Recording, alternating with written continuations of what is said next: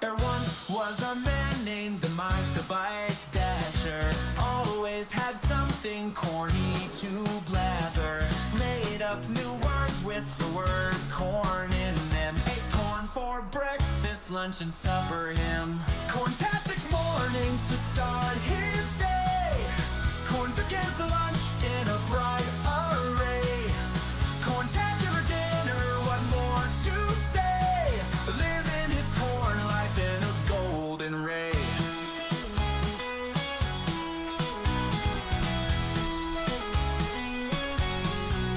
Cornflakes and popcorn, a crispy delight. Cornbread and corn dogs, all day and night. Corn was his motto, his life's sweet joy. A quirky corn man never coy. Corntastic mornings to start his day. Corn begins to lunch in a bright array. Corntacular dinner, what more to say? Living his corn life in a golden ray. Found some corn syrup in his coffee cup. Corn on the cob when the sun's coming up. Corn chips for snacks in the midday burst. The corny life was his greatest thirst. Corntastic mornings to start his day. Corn begins a lunch in a bright array. Corntacular dinner, what more to say? Living his corn life in a golden ray.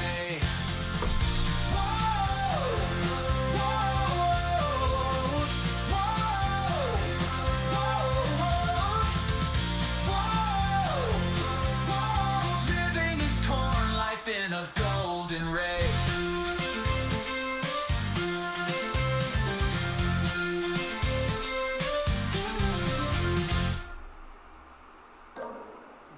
What? Come.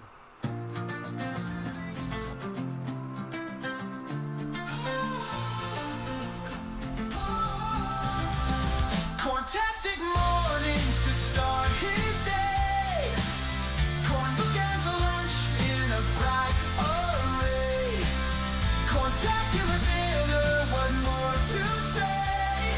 Living his corn life in a golden ray.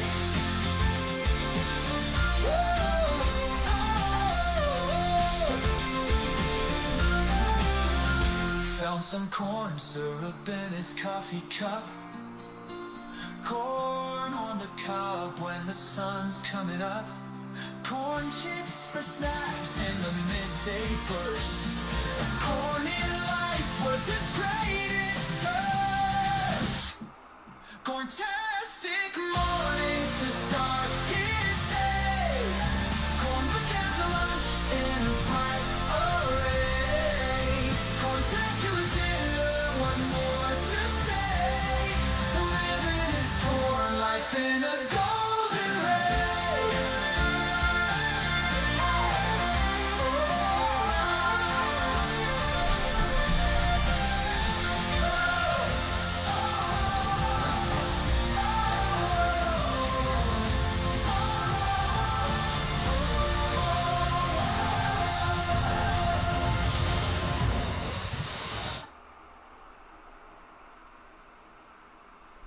Alrighty, how you doing, guys?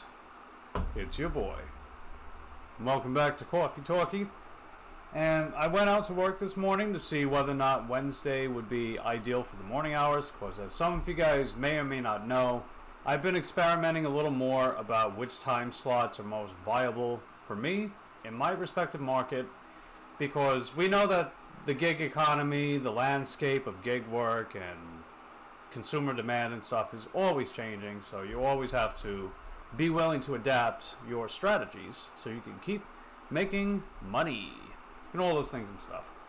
So I've been experimenting a little to see, based on this time of year, this time of the month, etc., yada yada yada, you know the Seinfeld meme, to figure out which would be most ideal for me, whether it be breakfast, lunch, dinner.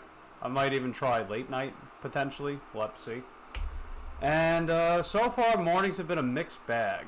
So Monday actually wound up being something of a fun day, or at least you could say that. For anyone that may have missed, I did actually record and I did vlog my Monday, because we all know that Monday is typically manic, but could it actually be fun? I guess the only way for you to find out is to check out the upcoming video that I've got. Oh yeah, that's right, plugging in my video. So you check out this video right here. You want to make sure you ring that Taco Bell. I mean, it doesn't show it on my end. I can't ring my own Taco Bell, but I can ring this Taco Bell, right? So make sure you ring that Taco Bell. And I also have a poll in here asking which one applies to Monday, whether it be manic or could it potentially, and this is what we'll find out in the vlog coming out this Friday, 5 p.m. Eastern Standard Time, if it certainly can be a fun day. But you'll have to stay tuned for that one. But yeah, as far as yesterday morning, you know, I got that double, or should I say that stack from Shipped, which was okay. And this morning I got zilch. I got zero. I ain't got nothing today. So I said, you know what? I'm gonna not waste my time waiting around. I'll just come back. I sat out front with Lucy for a little while because that's one of her favorite things to do, especially when I'm babysitting her while the landlord's away. And while it's still morning, might as well take advantage of some stream time and see if, you know, we'll work a little later on, see how that goes. So anyway, all that aside, I'll let you guys settle in as I do my thing. We'll play a little catch up, see how everybody's doing today. So the first one to show up today was actually Jen. So what's going on, Jen? Glad to have you, glad to see you. And Jen's asking, how am I? I'm okay. You know, it's mostly just uneventful today. There was one jerk on the road today, though, that kind of irked me a little bit in the moment. So, if you're going to use sidewalks on a bike, you got to use crosswalks. And if you're at certain intersections and roads, you got the button so you can cross the crosswalk. You press the button, and then once you get the white hand, that's how they do it in America anyway, then you can cross. I was waiting on that while there was traffic coming from the horizontal lane, right? Some guy in a pickup truck rolls up towards me. He beeps his horn. He swerves around. He opens his window and he flips me off. And while he was doing that, I was asking him, like, why are you beeping at me, dude? And he didn't say anything. He just rolled down his window, but he didn't actually say anything out his window. He just did this in his car. So what was the point of opening the window? What were you going to do, right? You're going to throw shit at me? You know? That was ridiculous. And then I yelled at him as he was driving away. I'm like, you got a bad attitude, dude. You got a bad attitude. Right? I'm standing in the crosswalk section because there's a dip in the pavement where they have the crosswalk button. It wouldn't be ideal for me to put my bike there. So I was like the very beginning path of the crosswalk. But apparently this guy, I guess it wasn't good enough for him. It was just really stupid. Just very inconsiderate, very disrespectful. And like, I'm on a bicycle. You know? I'm on a bicycle. Like,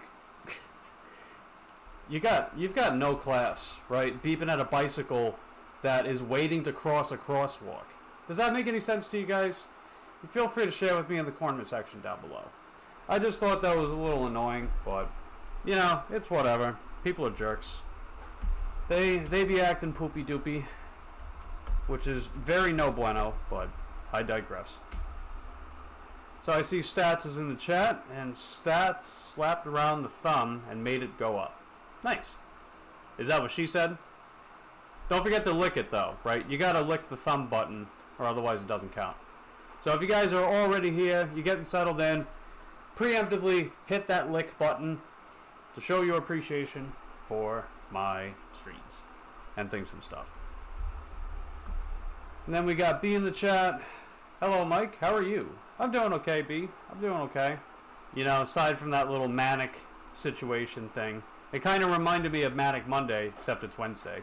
So instead of calling it Wacky Wednesday, I think today is more like Wild Wednesday. Am I right? Because people be acting wild. Bitches be cray-cray, am I right? And I see Jason's in the chat too. What's going on, Jason? How you doing today? What have you got on your agenda? And feel free to share with us in the comment section down below. And there's Melissa. What's going on, Melissa? How are you today? What have you got on your agenda? And what are you going to be up to for today? How's the weather? Feel free to share in the comment section down below. And we've got Jarezzo. Is that how you pronounce that? See, whenever I see a name I don't know how to pronounce, I automatically want to figure out how to pronounce it. So let me see. If I did pronounce it correctly, then let me know, but otherwise... Me not know the things that I don't know. Jetson? I didn't type in Jetson. I think it's Jarezzo. Yeah, there we go. No, they're not. Yeah, they're not. Jarezzo? That you said sounds good. That doesn't necessarily mean I'm pronouncing it correctly, but if that's okay with you, then alright. I'll just call you that, Jarezzo. So, what brings you to my channel? How did you find me? I'm curious. And you're asking, what state am I dashing? I state in Florida. I'm not from Florida. I'm from Long Island, New York. But I do dash in Florida. And we got Princess Lady in the chat too. What's going on, Princess Lady? Is this your first time here? Have you been here before? I don't remember.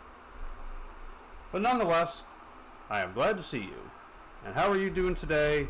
How's the weather? What have you got on your agenda? Feel free to let me know in the comment section down below. And I'm going to silence my phone. Mostly because, you know, I get spam calls quite a bit. You know, when I switch providers, I might even just get a new phone number. I don't know. I got a feeling that either my phone number was passed around and then got in the hands of people, or maybe the data brokers. Probably the data brokers, let's be honest. It's really stupid. And the thing is, like, it's not even a real person. That it's just an automated message, whether it's a voicemail or whether you actually answer it. So I don't even know what the point of it is. You know, it's stupid. Doesn't make any sense to me. But I digress. And the weather's poopy doopy over by Princess Lady. No, that's unfortunate. Well, what's the old saying? Sunshines and rainbows come after the storm. So whatever that poopy doopy weather is, I'm sure it will potentially get better. Quit on me last night. Had to hang all the... Oh, wait. Just had a call come through. My dryer will be repaired. Oh, sweet. That's good to hear, B. Glad to hear that your dryer will be prepared. Hanging the clothes up. Oh, man, that takes me back. Oh, the good old days when I was a yee little tot, right? A little youngster. I would always hang up clothes on the clothing line that we'd have in the backyard up north. Oh yeah, I remember those days.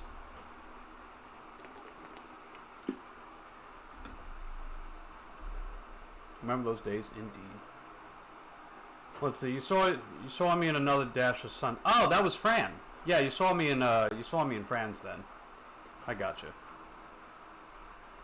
Yeah, Fran's the one. She does those sunset lives. I don't know if anybody else does or not. I could be wrong, but I'm pretty certain it's her. So that's cool.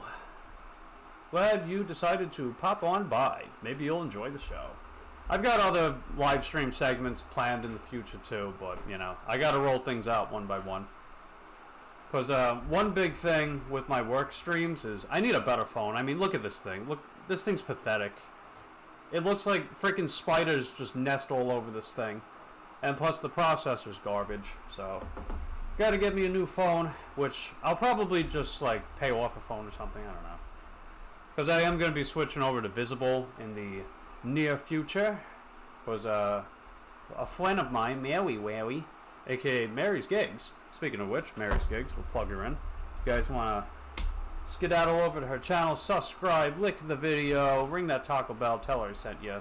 She sent me an affiliate link for Visible, so I can get a hefty discount off my first month. And the overall pricing for the monthly plan is actually quite reasonable, so I don't know. We'll have to see about that one. They sell phones, Ha, cell phones. You're so funny. I did find one that's like little, I think $129 or something, which is pretty reasonable. Maybe I'll use a firm and pay it off. But we'll see. But yeah, once I get that, I'll definitely start doing work live streams. And it's not with the phone. I'm going to use my GoPro for the actual filming itself. Because for anyone that may or may not know...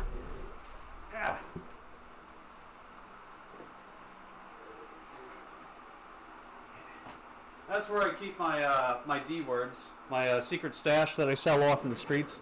No, I'm kidding. Don't tell the feds. But for anyone that may or may not know, I have a GoPro. This is how I film my pre-recorded content, my content. And this is how I'm going to be doing my live streams whenever I start working. All I have to do is just like, I got to get the app so I can control the GoPro with it, which I've used that before when I had the Hero 11 Mini. But I can do that with the streaming service that I choose as well. So, I don't know, that'll be pretty cool.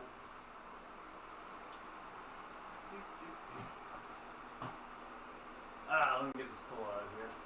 It's sloppy. Anyway.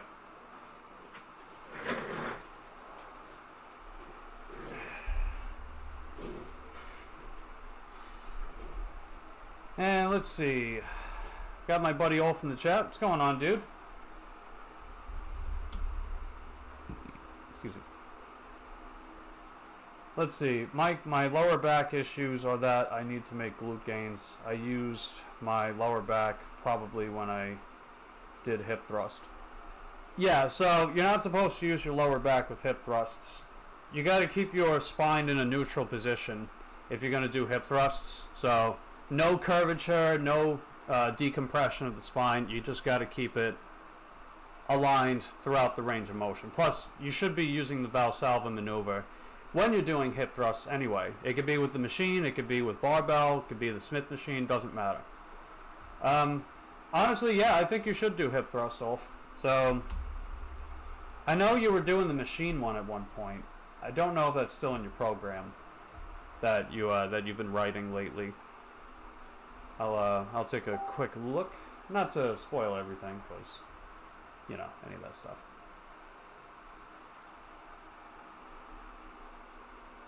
Let's see, send a voice message.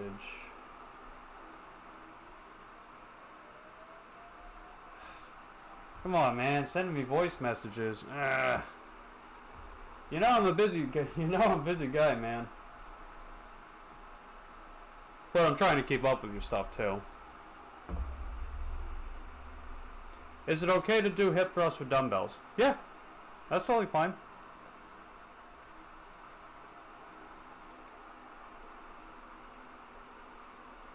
Currently believe every set has to be pushed to failure.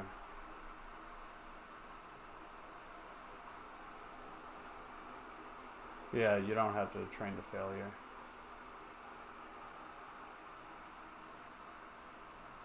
Yeah, massive iron. Yeah, this guy, he's kind of stupid. You know, he says things I agree with, but he doesn't defend it very well other than being dogmatic.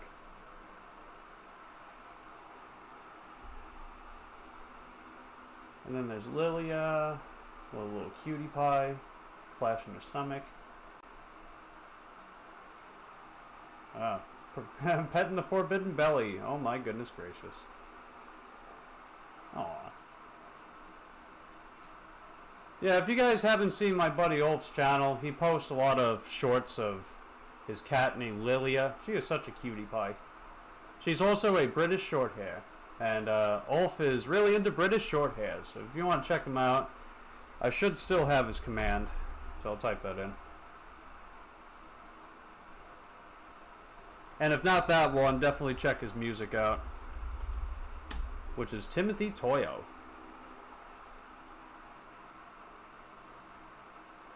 Yeah, there we go. Okay. I also made a video on his music on my other channel, my music channel. Let's see, food cravings lately, especially fats. Well, I mean, let's be honest, dude. Right, like, ghrelin is always coming for you, right? Ghrelin, that's the hunger hormone that tells you you're hungry. No matter what kind of diet you do, no matter what kind of hacks, tips, and tricks you do, ghrelin is always coming. So, if it helps you to, I don't know, maybe incorporate something slightly tasty, like on a regular basis, go ahead and do that. But otherwise, when it comes to ghrelin, just stay as hydrated as possible and stay focused, stay active, stay productive, and that tends to, it doesn't get rid of ghrelin, it just makes you focus less on it.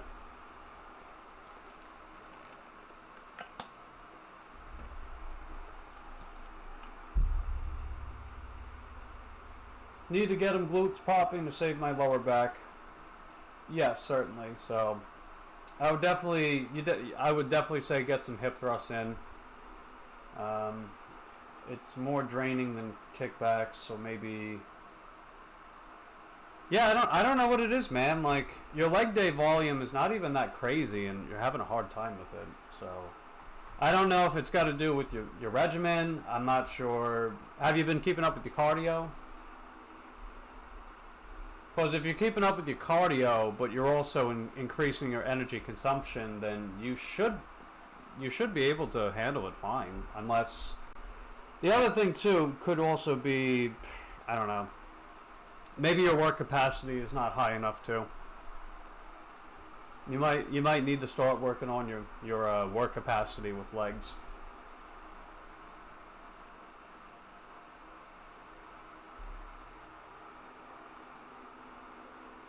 The physio said just strengthen the glutes.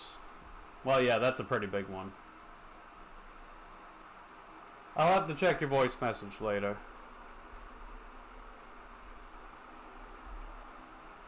And then you changed up your program. I'll look at that in a bit. I don't want to fall behind with the chat. See some action going on. Let's see. Princess Lady about the calls and gig life. It's a good idea, Princess. I did once. They hung up right away, made all sorts of noises. It's a good way to put it. GoPro, but everyone started as amateurs. Well, I mean, I had to finance it, so at the time anyway. Neutral spine, yep. Half the spam calls I get leave garbled voicemails. Yeah, pretty much. They'll also use like 20, 30 plus different phone numbers, but the same voice and the same prompt. You know, it's clearly a scam. Can work with dumbbells, but it'll be harder adding weight over time, like with barbells or machine. You'll get strong with it over time, so could add more reps or sets. Well, the thing too, right, is you can start off with whatever your baseline strength is with dumbbells, and once you grow out of dumbbells, you can change up your rep schemes. You can add more sets, or if that doesn't work, then you can move up to barbell. Ultimately, I think you need to practice more with hip thrusts off. There's definitely a lacking mind-muscle connection with that area, and as a result of that, your lower back is having to compensate for lacking overall strength in your hips. That's part of the problem, and I think that's part of the problem why you're still struggling with RDLs. I mean, you've definitely been improving, but when it comes to getting that hip hinge position, especially at the lift off, you're still using your lower back too much. Is Massive Iron handsome? Some of the bodybuilder guys. He's not really a bodybuilder per se. He's just more of like, I know he's like in his 50s. He's a bigger dude. I know he trains for strength. He does train for muscle too. I don't know if he's enhanced or not. Could be. But handsome, I don't know. I'll let you be the judge of that. How do you limit hunger and cravings for carbs when you resume? Well, carbs are not really. Carbs are really contentious, and I know why. It's the carnivore dieter community. They make such a big fuss about carbs. And unfortunately, all of their available evidence is based on things that are no greater than mechanistic data and case reports, which are lower forms of evidence. Carbs are good for you, right? Carbs are that's the body's primary source of energy. It's easier to expend carbohydrates, convert to glucose, convert to energy. The body is adept at that. We've been adept at that since the frickin' dawn of time. So when people are like, carbs bad, well, I mean, I don't know, we've kind of been eating carbs throughout history. And why people are getting fat and stuff, that's a lot more complicated than, oh, well, it's because of carbs. It's a lot more complicated than that. Carbs are also the primary macronutrient that the brain can use. So oftentimes you'll hear about these low-carb dieter groups talking about brain fog and ultimately lacking energy. It's like, well, it's kind of obvious, right? Carbohydrates is converted to kinetic energy more efficiently than other macronutrients, for one. And if it's the primary macronutrient the brain can use and you have brain fog, what do you think? Come on, think, please. You know, it's not difficult to understand if you just take a step back and realize that. So, if you're lacking, now, am I saying all carbs are equal? Well, obviously not, right? You figure a candy bar versus, I don't know, a salad, big difference right there, right? One is a lower calorie dense food. It provides more volume for less calories while also being more nutritious. And a lot of time, fractionated food is less filling, has less fiber, and is often devoid of nutrition, micronutrition, so you have to refortify it. Like if you buy a protein bar, for example, protein bar can be somewhat filling because it has protein, but if it's lacking everything else, then it can only last so long, right? You eat a salad, fills you up for like a little while.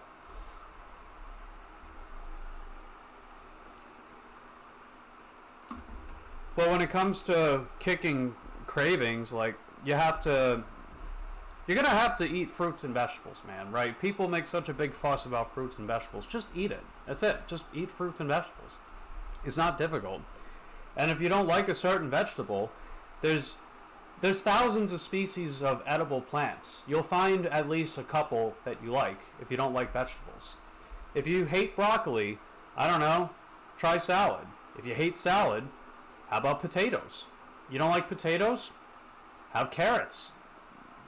There's all kinds, or onions, right? There's all kinds of options out there. Celery. Just eat it. Yep, exactly, right? Ultimately, the boring staple food that we've been eating for as long as we have works.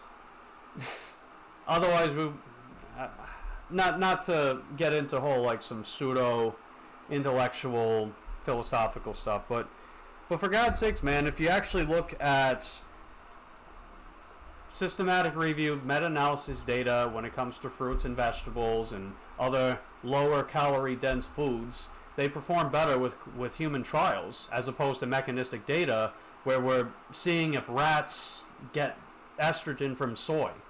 Well, we know that scientifically high consumptions of soy is bad for rats, but we're not rats. And when you look at actual clinical trial data, soy performs well. It performs well.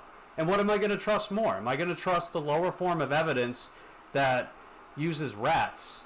Or am I going to trust the higher form of evidence, randomized controlled trials, cohorts, systematic reviews, meta-analyses, that have a much more accurate carryover to human health outcomes? What do you think my choice is going to be, right? I say it fairly often, maybe more often than I even realize when it comes to the evidence hierarchy. Just because someone looks the part of whatever bullshit they're trying to sell you doesn't mean they're right. And unfortunately, people cave into that because they're gullible, they don't know better, they don't have the intuition to ask questions beyond just being told what they want to hear. And they idolize this person. They make a giant appeal to authority when someone questions what they believe in and what they're spewing to their audience. And it's kind of sad, right? Because I encourage people to be a little more open-minded and ask questions. Rather than just, oh, well, this carnivore dieter guy, like Sean Baker or something, says that, like, having nothing but liver, having nothing but steak and salt and whatever. Or Jordan Peterson, oh, the carnivore diet. Right? They say something positive about it. Right? They say something positive about it, and then all of a sudden everyone's doing it. And not even questioning, like, okay, well, what are the long-term potential health hazards that can come with it? Are there actual randomized trials on this stuff? Oh, no? Oh, but Jordan Peterson, he has helpful advice. So then they listen to that, and they just grasp on it, and they can't let go no matter what. So they fall into a big trap. But meanwhile, I'm not even telling people to just take what I say at face value. I encourage people to actually look into things, and with the evidence hierarchy in mind, right? If there's one thing you can take away from me when it comes to what type of evidence to hold in higher regard compared to others, it's the evidence hierarchy. And I'm going to post it on screen, and that way you guys can actually look back at it. So, for anyone that doesn't know what I'm talking about, this is the evidence hierarchy. Now, this could look a little different from source to source, but it's pretty much the same thing. The lower on the evidence hierarchy it is, the more subject it is to publication bias, the lack of proper carryover and transfer and accuracy to actual health outcomes if we're talking about food, overall testing efficacy, accuracy of said information, relatively poor assessment of, or poor study design, anything of that sort. The higher up you go, the more likely I would take into consideration the form of evidence. Now, this doesn't mean that anything that's at the top is inherently flawless or is without error. It's important to actually read, right? It's important to actually read what it is that you're going to make an appeal to. So if you're going to say something like, oh, but I heard of this cohort that said such and such about this, and it's like, okay, well, do you actually know? Or are you just saying something because someone else told you? You know what I mean? So I encourage people to actually look at this, right? Keep this in mind the next time that you have a question about something. If it's just a basic thing like, oh, well, what's the weather going to be like 6 days from now? Well, I don't care. You don't need evidence hierarchy to figure that out. Just check your weather forecast.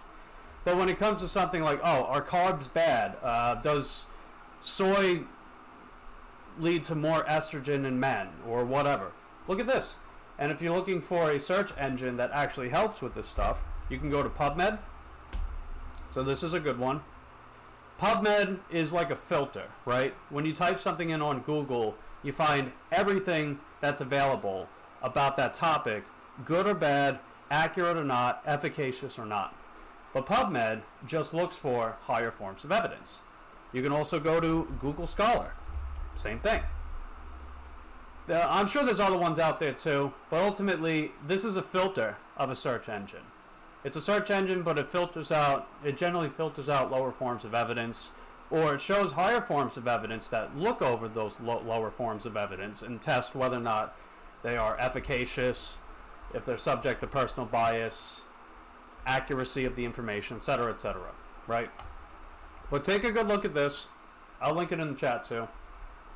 I strongly encourage you guys to actually look into this stuff, so that way you guys become aficionados for finding information. But as I always say, I digress. As I know I'm getting a little behind in the chat.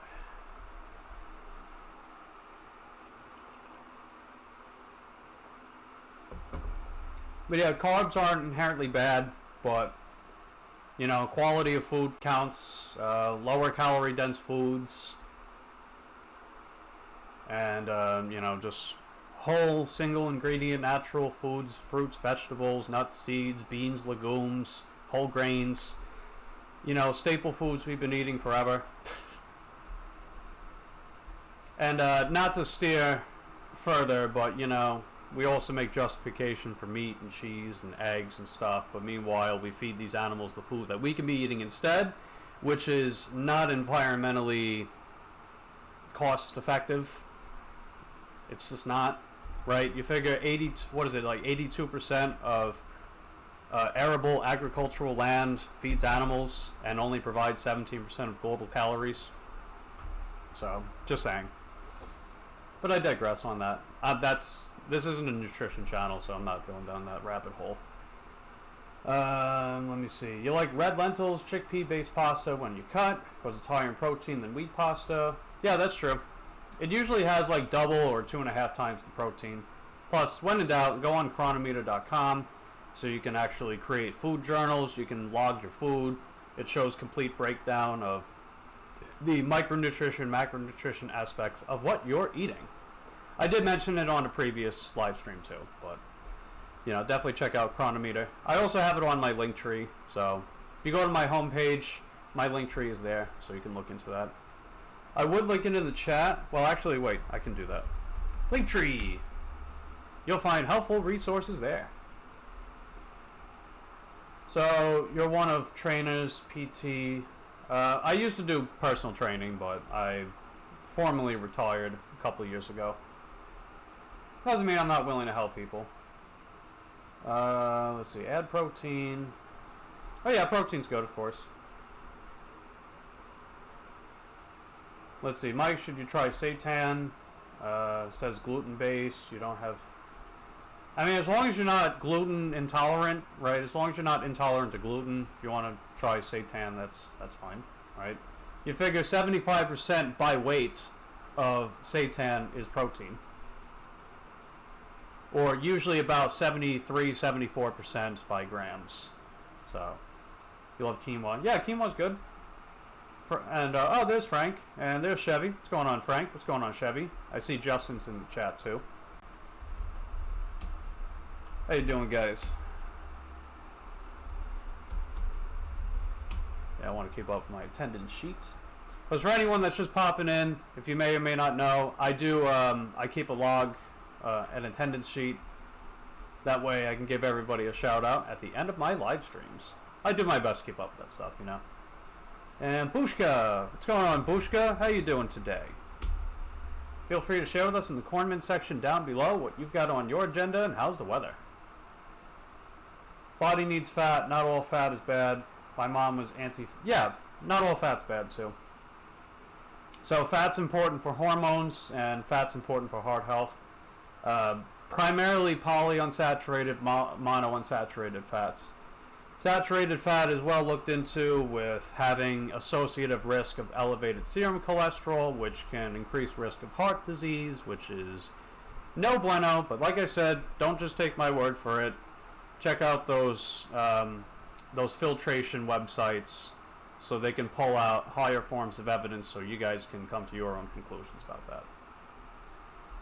You can also just, I don't know, eat avocados, nuts, seeds. Pretty easy.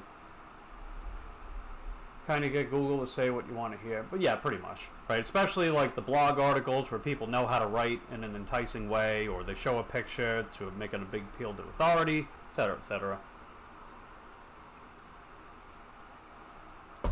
And we got Taboy in the chat. What's going on, Taboy?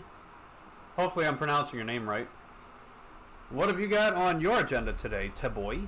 Feel free to share with us in the comment section down below. Oh yeah, I saw Eric. Yeah, that's right. What's going on, Eric? How you doing today? Are you streaming yet? It said you were scheduled for 10 a.m. this morning, Eastern Standard. I don't know if you're running a little behind or if you started live streaming yet. Because I would definitely pop in and say Henwo. I would pop in and say Henwo indeed. Yeah, actually I'm curious. Let me see. Okay, he's not live yet. I got you.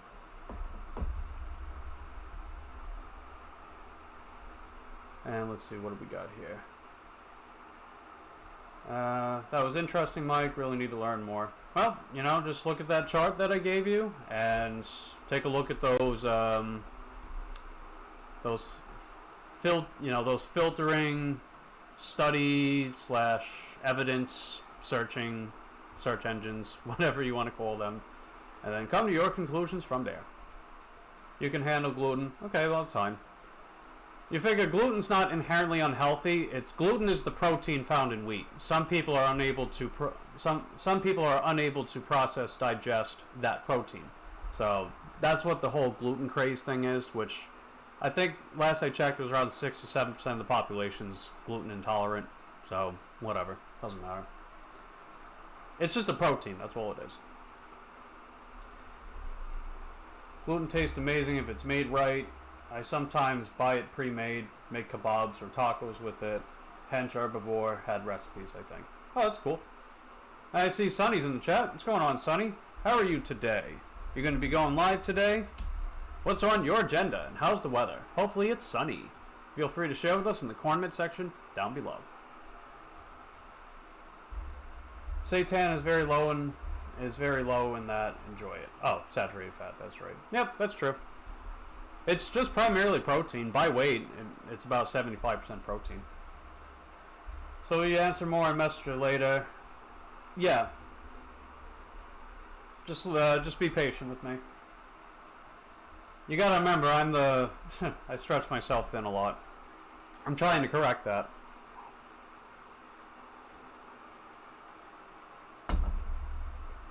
Easier said than done, though. So, it looks like you... Man, how many times you revise your programs a lot, Ulf. I noticed that. I think you revise your programs too much.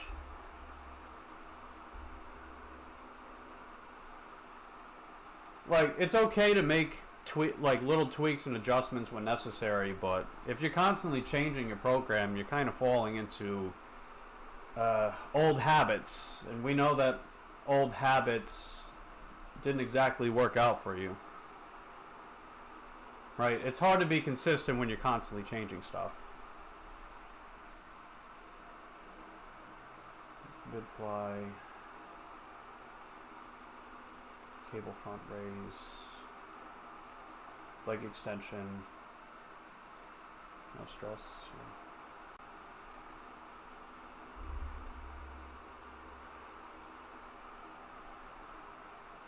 I mean, I know upper body is your biggest focus with your training, but I think you need to...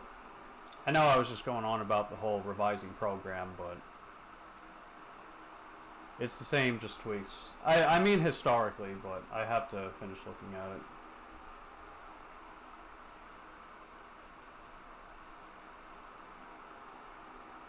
Grip strength thingy, slow. What are your thoughts on protein powder, aka muscle milk? So, I don't make any non-plant-based recommendations. You're not getting that from me. But as far as protein powder in general, it's fine, right? You can use it as a way. You can use it as like a pre-workout. You can use it intra-workout, post-workout.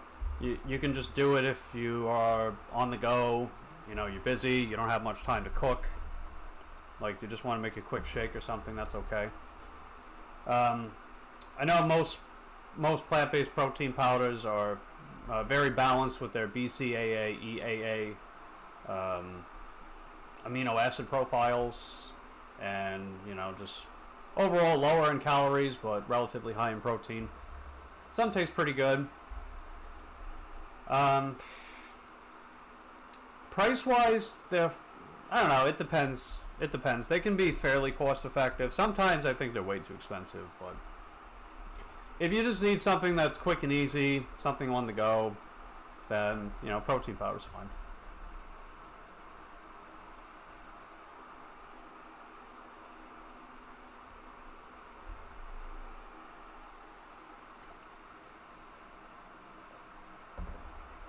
Alright, so I see that you bumped up your hack squats off to 8 to 12 reps, so that's ideal.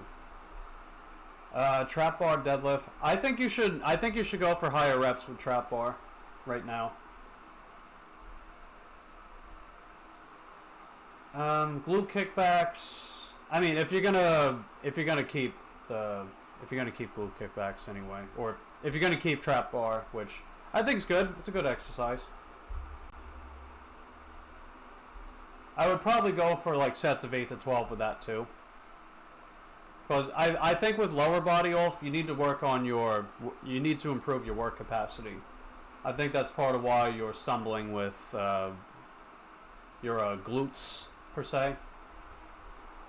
And I would swap out glute kickbacks for the hip thrust machine, if you have one. Or whatever your favorite variation of hip thrust is. Could be dumbbells. I would probably swap that out. The adductor machine is good. I like that machine. Yeah, the one that works the outer and the inner hips. That's a good machine.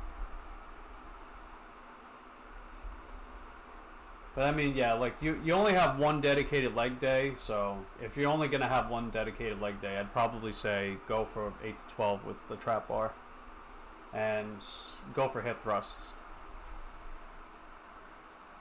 Other than that, though, the rest of your program looks fine. I mean, you know, it's good stuff. And let's see. Yeah, wheat protein, exactly. And Sonny says, it's rainy today. Ah. Well, you know what they say about rain, Sonny? The sun comes out, and the rainbow be shining once the rain subsides. So need more glutes. Yeah, certainly. And I think the trap bar will help with your lower back, too. It's a less demanding exercise for the posterior chain. Because you place yourself in the center of mass of that exercise, it makes it more of a hip drive type exercise, as opposed to if the weight's in front of you. If the weight's in front of you, your posterior chain is going to have to work a lot harder to perform that exercise, aka conventional deadlifts or even RDLs.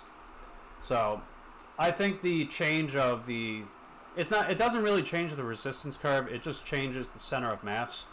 That should help with your lower back with trap bar. That was a big reason why I used to like doing trap bar. But, you know, like I said, just makes it more of a hip drive type exercise. But I would definitely recommend higher reps with that one.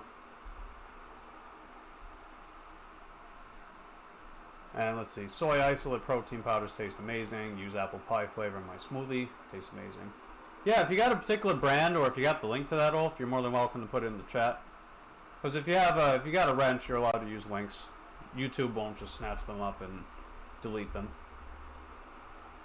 And when I say YouTube, I'm not talking about creators per se. Like, YouTube they do have moderators throughout their platform that usually go around deleting stuff or whatever they believe goes against community guidelines. But if you're a moderator for a channel, then you can bypass that. Move glute kickbacks to the push day. Add a single leg hip thrust to the leg day. Change rep schemes for the trap bar. Add the hip thrust. Glute kickbacks, if you want to do that, I guess move it to your push day. Otherwise, I would say the hip thrust is just a better exercise. So you can swap it out and get better results. But if you want to do that, that's fine. It's powder, the flavor is banana cream, which sounds gross. I don't know. Should say the date. Strawberry. Some protein powders taste horrible. Yeah, that's true. There's one brand. It's Vega. Yeah, Vega. I tried some of their protein powders. They just, I don't know. The vanilla tasted horrible. The chocolate tasted okay. But I'm not really a protein powder guy. I'm more of like if I want protein bars, I'll just have one of these, for example. No cow. 20 grams of protein and 15 grams of fiber. You might be able to see. Maybe.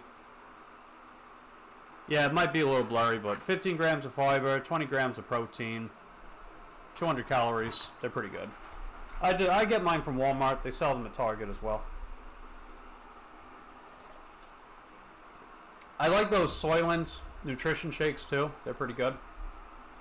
I get the ones that have 30 grams of protein and it has like 39 essential vitamins, minerals.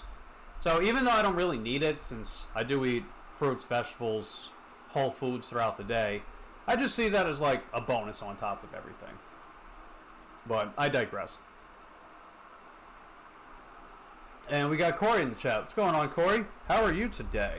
What have you got on your agenda? You're going to be going live? And how's the weather? Feel free to share with us in the comment section down below. And you got some coffee. Nice. Good stuff. Unless the Ulf says, don't know if it's available outside of the U.S. I see. You know, there's this one brand. They make pea milk. And not pea milk as in like urine. He did pee. But pea as in like yellow peas. PEA peas. That's what I mean. I'll show you what I'm talking about. There's a brand. It's called Ripple. I don't know if you guys have heard of it, but I'll show you in case you guys haven't. They make really, really good stuff. Like, they used to make a protein powder. I loved it. It was amazing. It wasn't chalky. It had a nice, good flavor, but it had no added sugar, and it was just so good, man. But they do sell these pre-made drinks. I don't know if you guys have had these before. They are so good. I love them. They're amazing.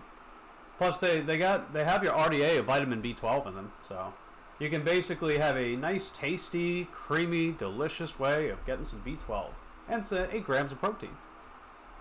And peas are definitely pretty well known for having good bioavailability, very good digestibility, if that kind of stuff's important when it comes to protein. But of course, we all know that every protein source has every amino acid. It's just if one's lacking certain kinds, just pair them up with one that covers the difference. But yeah, they sell these in most retailers. I definitely recommend them. They are mega, mega tasty. They are mini bueno. I don't get them too often, but I probably should. I probably should get them more. Especially the chalky one. The yum yum chalky milk. But it's made from yellow peas. And not yellow pea as in like what you do in the toilet in the bathroom. Like actual peas, you know. I don't know. Whatever. I digress on that one. Soy products often taste great. A guy I dated used lots. Yeah. Speaking of soy products, Gardein, that's a great one. They make some very good mock food. If you guys are looking into some kind of mock food, they make wings. They make strips. They make turkey cutlets. They make meatballs. They're pretty similar to Impossible, but I think they taste better. I don't really have them often either, but if I'm in the mood for junk food, then I might go for some of that. So I digress. Yeah, I think I'm caught up with your messages, Ulf. I'll have to listen to your voice messages. Or, is it one? Okay. Yeah, you put a link in here. What is this? Oh, booty builder, single leg hip thrust. Oh, okay, I see what this is.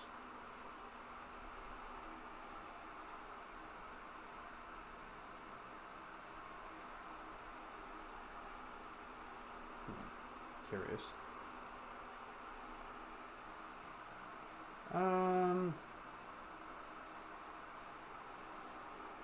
Yeah, I don't love the positioning, so I think she needs to elevate her foot a little bit, and definitely needs to thrust higher up. By thrusting higher up, you're not changing the position of your spine. All you do, because when you're doing hip thrust, you're just using your upper back as leverage. That's all that you're using it for. So I would say for that clip, if you're still watching, Ulf, I saw that hip thrust clip. I would recommend thrust a little higher up, move your foot a little higher up as well. Because if you bring your heel closer to your glute, then you're creating more knee flexion, which stretches the quadricep and gets a little more of the short head of the hamstrings involved. But as far as the actual glutes and improving range of motion, I would move your foot a little further up as opposed to, further down. Depending on how your machine is set up. I'm not exactly sure how your machine is set up.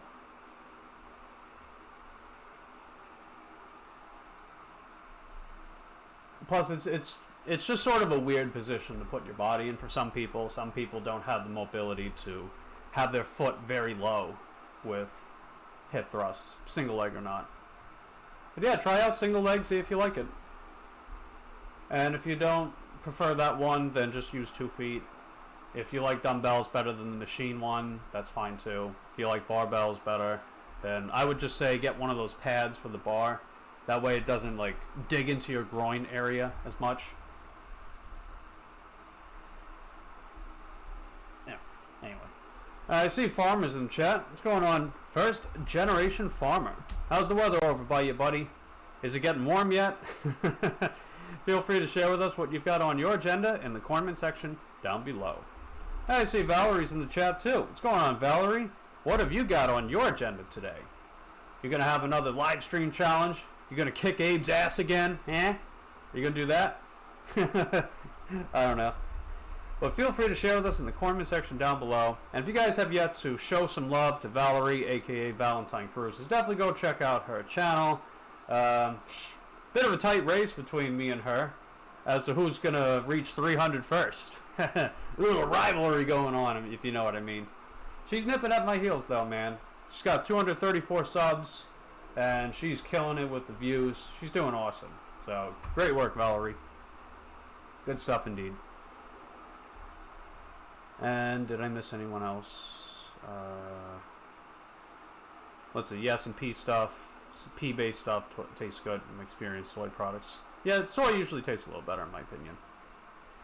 Use beans, pasta, seitan, soy milk, tempeh, tofu, seitan as staples for my gains. Nice, Frank. And yeah, I can resonate with some of those.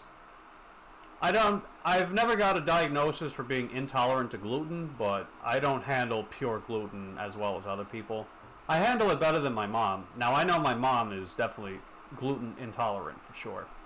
But she grew up with a lot of allergies as a kid. She also has like a tomato allergy as well, some other stuff.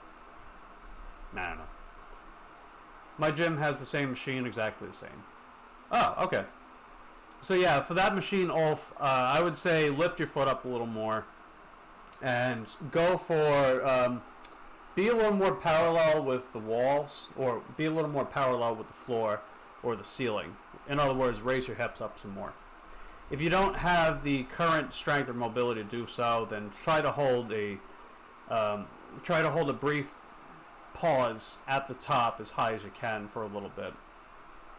So it's like half second holds. In other words, that might help.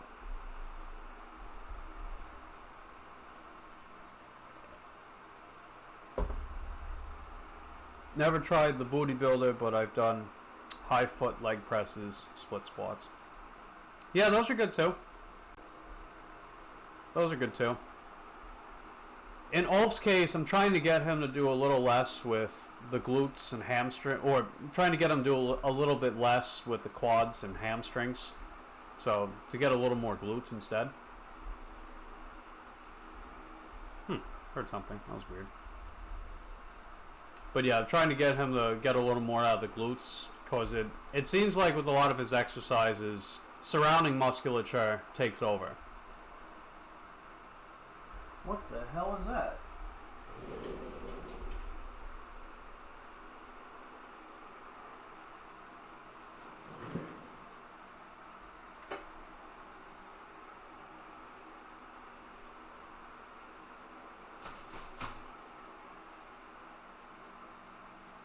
Huh.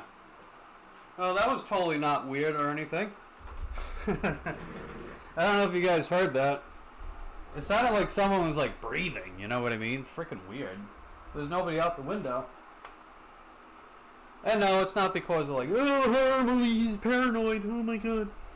No, it's just a little weird, threw me off guard. But I digress. Anyway, no problem, Valerie. Always willing to give you a shout out. I shout out people I like. Not saying that I 100% shout out every single person all the time. Sometimes I forget.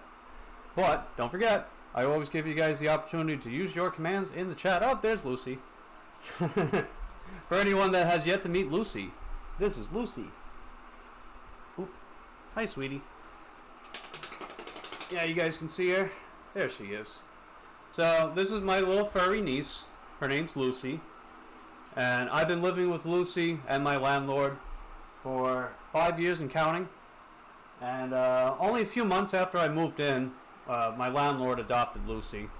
So she's been living with us ever since. And she is the sweetest, most beautiful, lovely little girl in the whole wide world. And landlord's out of town, so anytime that they're out of town, I'm always the go-to babysitter. Because, I mean, we live together, so yeah, it makes sense, right? But, you know, trust, love, things like that. So I'm babysitting this little sweetheart until Sunday. So that'll be heckin' dope. And let's see, farmer says 10 degrees, oh my god. 10 degrees, 50-mile-an-hour wind. Been spreading chicken shit for 2 days now. Need a new tire. That's going to cost oh my god, $10,000 for a tire? Because I had a piece of metal go, ooh, ouch. That's rough, man. Do you have to cover that expense, or, you know, do you have like an overhead company that does that, or does it come out of pocket? Can you like get a tax write-off for it? That's rough, man. What's a high foot leg press? So it's just a leg press machine, right? It can be the horizontal one, the diagonal one, the sled leg press. You've probably seen it at your gym if you have one. All you got to do for high foot, you just put your foot higher up on the platform. By doing that, it puts your hips in more of a hinged position. When you're in more of a hinged position, you get a little more recruitment from your glutes and hamstrings as opposed to just the quads. It doesn't change a whole lot of the angle of the knee joint, so you're still getting a lot of quadricep, but people can generally move more weight with that exercise because of additional recruitment. A lot of people say, oh, well, if you put your feet up, it targets the glutes. If you put your feet down, it targets the quads. That's incorrect terminology, because we understand that whole network of joints and tendons. They call that a complex, right? It's the ankle, knee, hip complex. It works as a unit, but how it works can vary depending on the position of your feet, the width of your legs, etc., etc. All that does is modify recruitment, increase or lack thereof of surrounding musculature. But if you actually observe the knee joint during that exercise, that doesn't change all that much between variations. So you're still getting a lot of quadricep from high foot leg presses as opposed to low foot or mid foot. The main, like I said, the main one just has more to do with adding or removing additional recruitment of surrounding musculature like the glutes and hamstrings, or the adductor magnus, which is the primary stabilizer muscle of the lower body.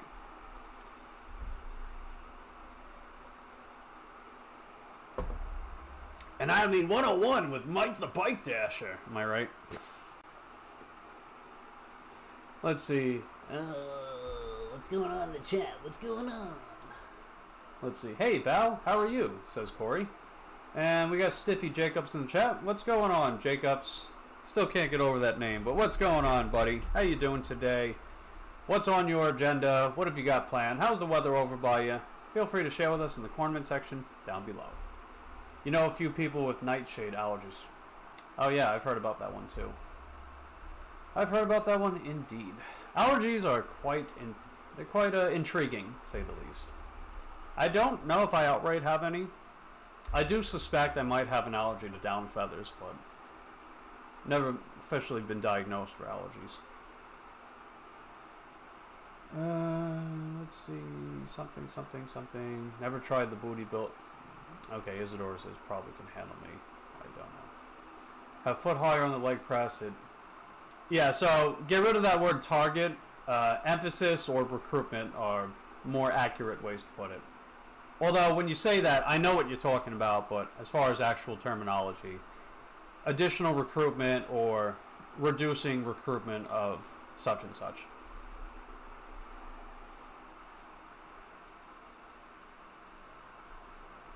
Let's see, then people, because of this, they're calling cops on you because it smells too bad.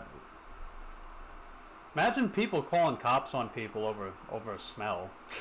Jesus. Go heavier with a higher... Yeah, exactly, Frank. You can go heavier with a higher foot position.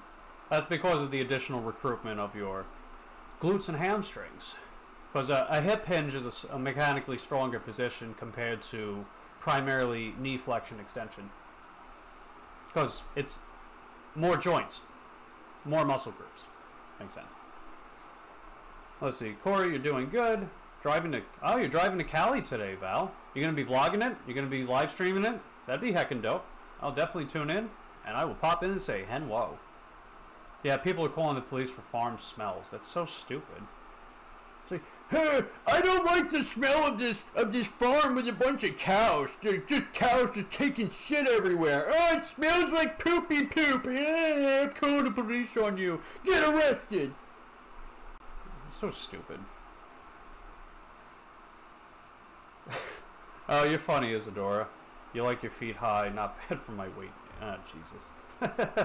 Is Lucy affection? Oh, very, very. Very. So, whenever I'm babysitting her, if I'm like just chilling out on the couch or watching TV or whatnot, she has to plop herself on my lap and get love. Hopefully you guys can see a little bit, but check it out.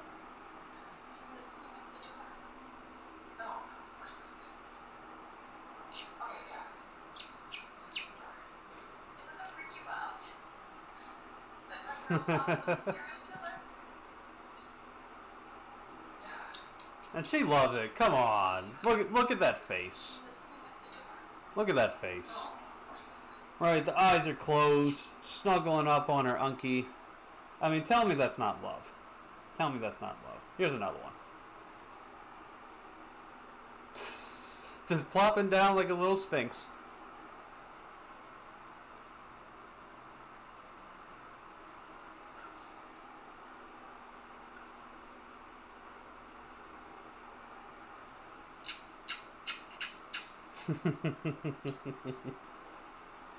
Oh, I love it. You know, it's cool too. Whenever I'm babysitting her, I get more of those intimate moments to myself. Because she's just so sweet, you know? Sweetest little puppy in the whole wide world. I mean, she's not quite a puppy age-wise, you know? She's going to be 6 this year, but still, she's a puppy, right? She's a puppy! I don't care how old she is. She's a puppy, gosh dang it. And let's see. Not doing live. Hope you have a great time.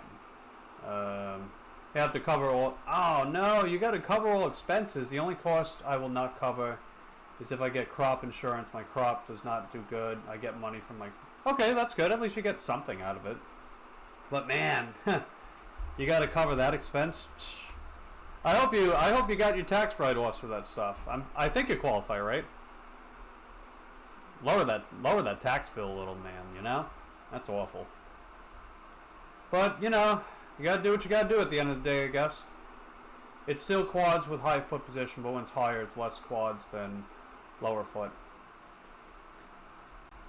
That's right and wrong. So, observe the activity at the knee joint. It's very similar across variations. Again, it's just whether or not you're gaining more additional recruitment from surrounding musculature. So that's really what it is. It's like you either have your quads work harder because there's less recruitment, or your quads are working more cohesively with surrounding musculature, based on your foot position, your leg width, etc. That's really what it is. But if we're gonna go layman's terms, then you know you're not technically wrong. It's just more of a caveat, right? I appreciate those little nuances. That's just me.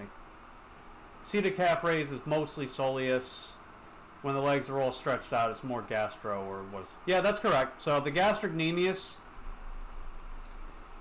Technically, there's two heads to the calf muscle, right? There's technically two heads. There's the soleus.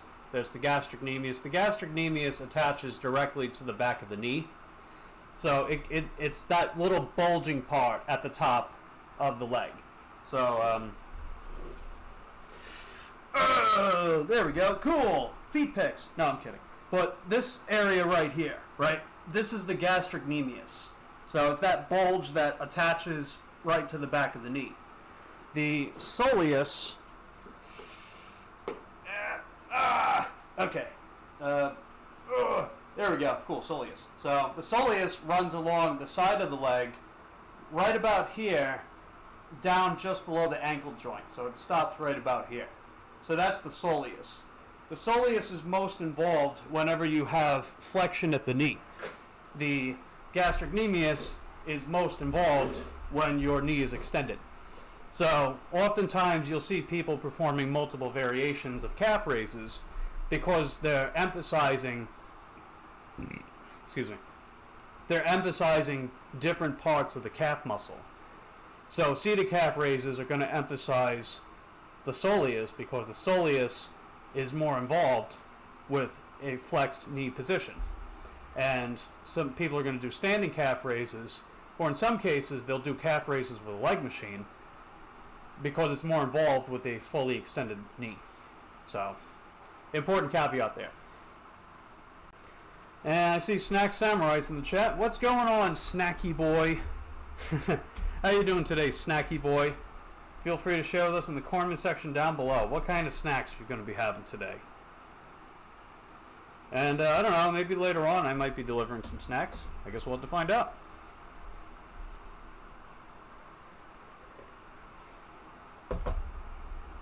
Let's see.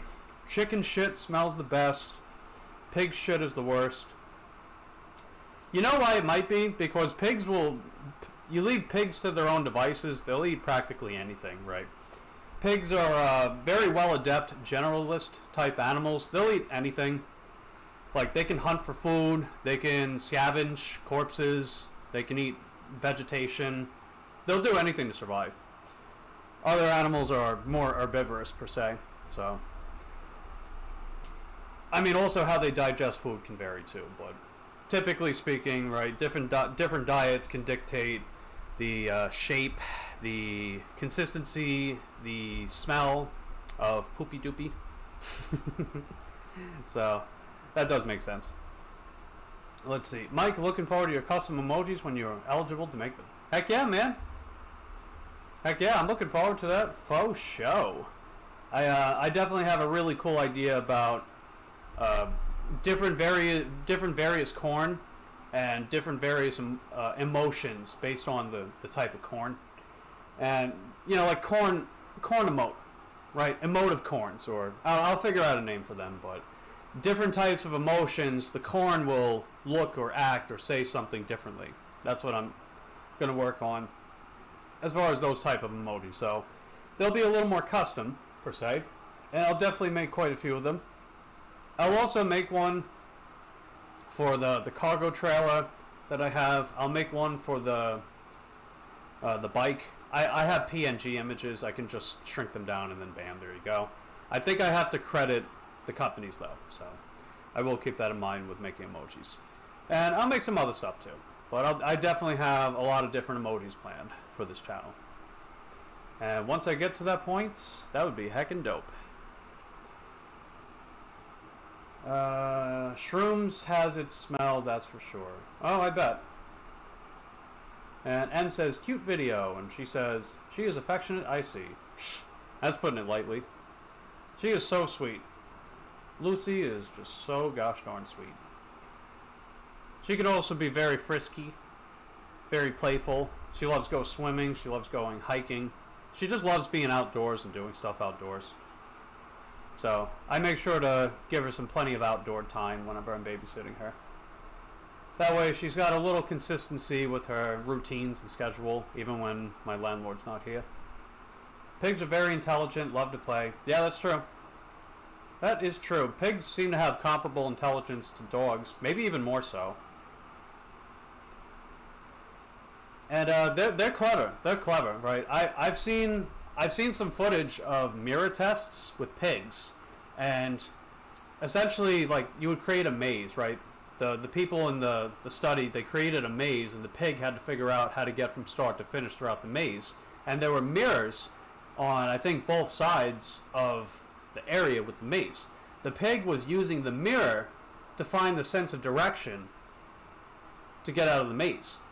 So, in order to use a mirror like that, generally speaking, you have to have some kind of self-awareness, some kind of awareness that you exist in space and time.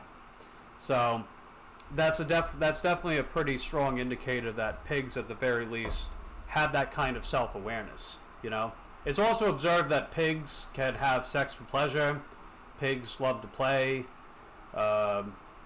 pigs can show comparable emotions to dogs, like if they're happy, if they're sad, if they're worried, if they're startled, scared, etc. It's quite fascinating stuff. Animals never cease to amaze me. Let's see. 2 repairmen trying to troubleshoot the dryer. 2 repairmen, nothing's working. Ouch. You know, like, if they're gonna... Let's see. Power surge yesterday, then it stopped. Oh, okay.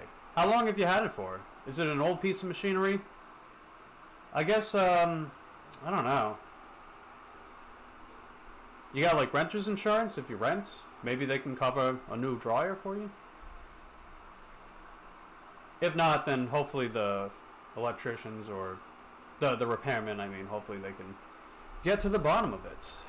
Pig will eat your boot if you're not careful. Yeah, exactly. Right? You know, farmer, right? Pigs, they'll eat anything. They're kind of like tiger sharks, in a sense, right? Tiger sharks they'll eat pretty much anything. They'll even eat like a license plate. Whatever they can fit in their mouth, they'll eat it. That's what she said. And I see Colleen is in the chat. What's going on, Cornleen? How are you today? What's on your agenda? And how's the weather by you? Feel free to share with us in the comment section down below. Dragon Boy have a pig. Oh yeah. Yeah, Dragon Boy have a pig. Very cool. I don't remember if I've formerly seen the piggy. The little piggy that they are attending. Oh, he's got a new video out. The Ethical Zoo. That's pretty intriguing. I'll add that to my watch later list. Because I know that's a pretty... I know that you and I both know Ulf. That's a pretty contentious subject. Not that I want to really get into that right now, but you know what I mean. Yeah, I'll definitely check that out, see what that's about. Let me see about pig. I want to see his pig. Where's the piggy? He's got a video with pigs in them. I don't know if that's the right one though. Yeah, if you happen to have a link, just send it to me in Messenger. But yes, pigs are cool.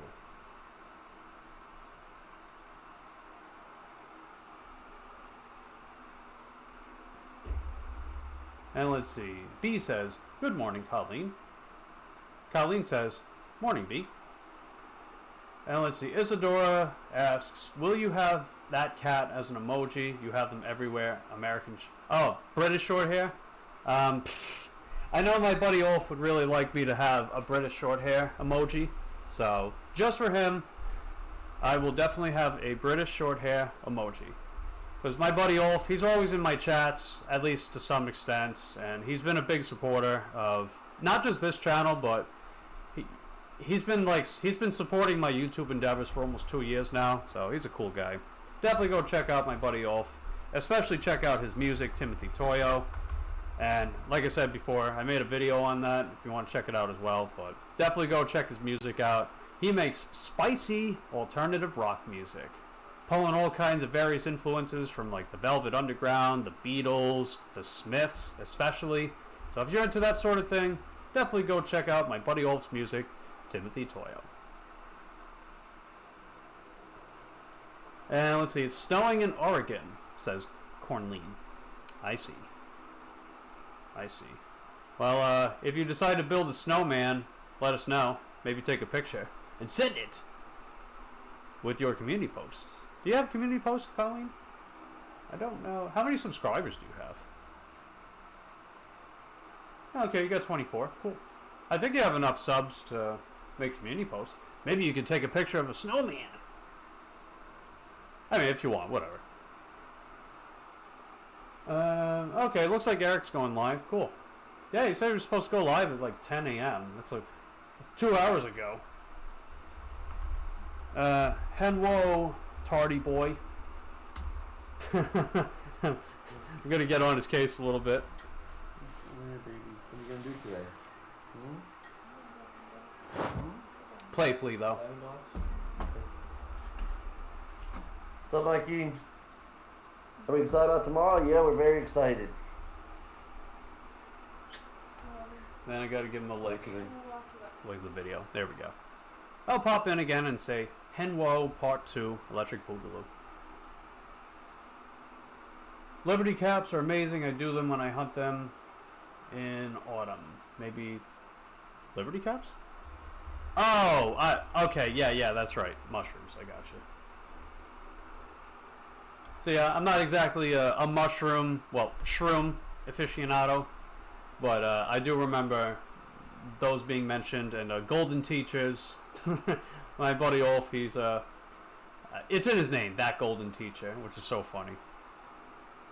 And let's see, Ulf says, sent you my weight on Messenger, want them gains. Alright, I'll check that out. Let's see, Farmer says, people, Mike needs 48 more subs to hit 300, so let's help him. Yeah, if you guys are watching, and you guys have yet to subscribe to the channel, definitely appreciate it. Hit that subscribe button, because as you may or may not know, we are on the goal, the road, the journey to monetization for this channel this year. I think it's going to happen. Mary thinks it's going to happen. Other people think it's going to happen. And I'm starting to believe it now that it is going to happen. So if you guys want to help your boy with that, definitely appreciate it. Hit that subscribe button. Ring that Taco Bell. And if you guys are enjoying the live stream thus far, if you're still with me thus far, or if you're about to leave, hit that lick button, right? If you hit the thumb button without the seal of approval, it doesn't count. So make sure you lick it. And leave a comment in the comment section down below. All that good stuff. Always turn on messages, Mike, because then you'll see all messages. If you're talking about the live chat, yeah, I have it on there. But if you're talking about Messenger, my phone's on silent right now, because them spam callers, man, you know, they're pushing me to get a new number, let's just say, because it's getting really annoying. No joke, no cap, they call me like 10 freaking times a day. I'll show you my call history, man. I'll show you. I don't care. I'll show you my freaking call history. Like, what is all that, right? Look at all that. Spam, spam, spam. Just freaking spam out the wazoo. Look at all that spam. I get these every freaking day. It's bogus. So, I don't know. I think I had a data leak somewhere. Haven't we all, am I right? It's just so stupid. But I digress. Stiffy Jacob says, science explains the world while philosophy questions its meaning. Together, they deepen our understanding of both the universe and our place in it. I like that, Jacobs. I like that indeed. I definitely agree. And let's see, Farmer is plugging in his channel. Definitely go check out Farmer. Let's see what he's up to. He's up to 418 subscribers. Another 82 to go, and he hits the big 500. That'd be heckin' dope. Mike, just mess with them so bad they will never call you again. Well, the main problem is that it's always a different number. So, like, they'll send me, like, a 613 number. They'll send me an 874, a 389. It's always a different number. So, if I try... And most of them are automated. So, if they leave a voicemail, if I just hit decline or if I just let it ring, then it's the same message. A lot of the time it's the same prompt. It's an automated message. It's probably not even a real person. And half the time if I answer it, it's not a real person. It's just automated, you know? So, like, I use the spam filter, but all it does is just say potential spam, which doesn't really help much. It only filters very little of it out, which is stupid, But yeah, honestly, I'm just on the verge of getting a new number. So, I know I mentioned that I'm going to be going to Visible Horizon or Visible by Verizon in the near future. That way, I can also live stream on the go because I have plans to live stream on the go, especially for work. So I'll probably just get a new number. I'll just say screw it, just get a new number.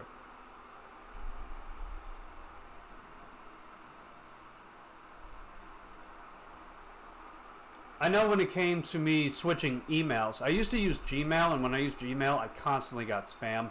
I switched over to Proton Mail, have never seen spam, and I've been using it for the past 4 years. So, I think just switching things up a little bit would help.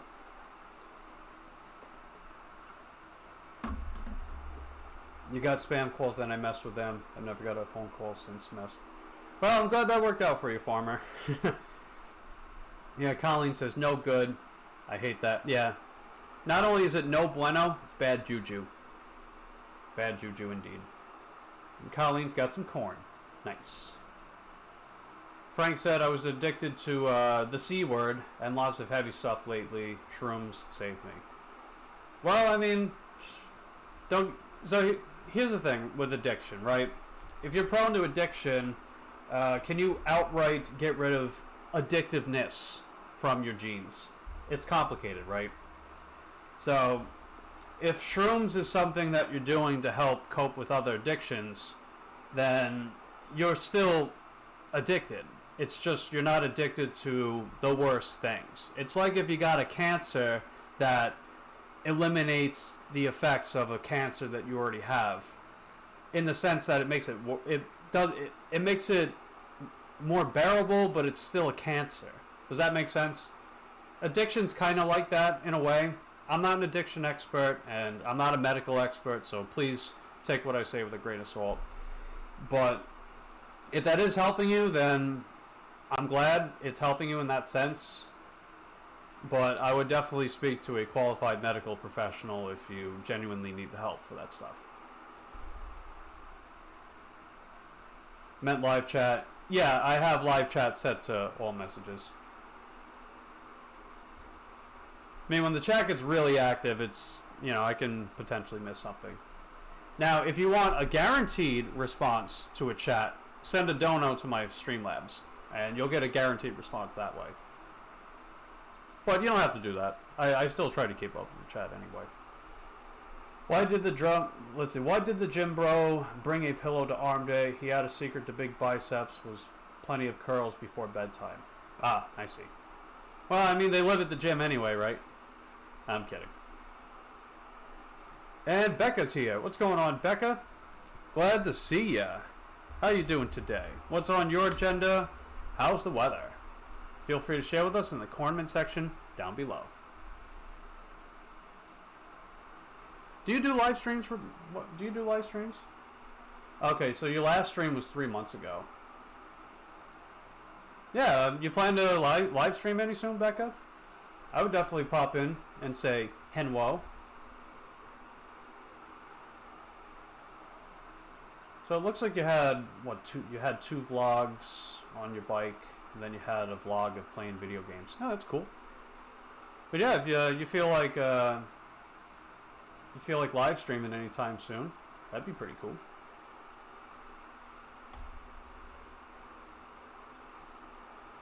Shrooms aren't addicting, so not like C. But yeah, I'm not saying the C word. We all know what that is. YouTube is they don't like certain words and expressions. So, well, we know what I'm talking about. How about we just call it a Coca-Cola? How about that, right? So, shrooms aren't addicting, so not like Coca-Cola. Hey, look at that, the special one. Hey, I remember you too, dude. How you doing? Haven't seen you in a hot minute. I know I haven't been active on my other channel. I got a lot of reasons for it, but this channel, very committed to making work and getting it monetized this year, and just have like a cool, unique niche that people seem to enjoy about it. Change up my YouTube strategy a bit, in other words. But also giving myself a bit of a fresh new start. I got so spent on my previous channel. You might even have an idea about some stuff, but I got so spent on that other channel that I was like, you know what, screw this. I'm starting from the ground up, and we're just going to build from there.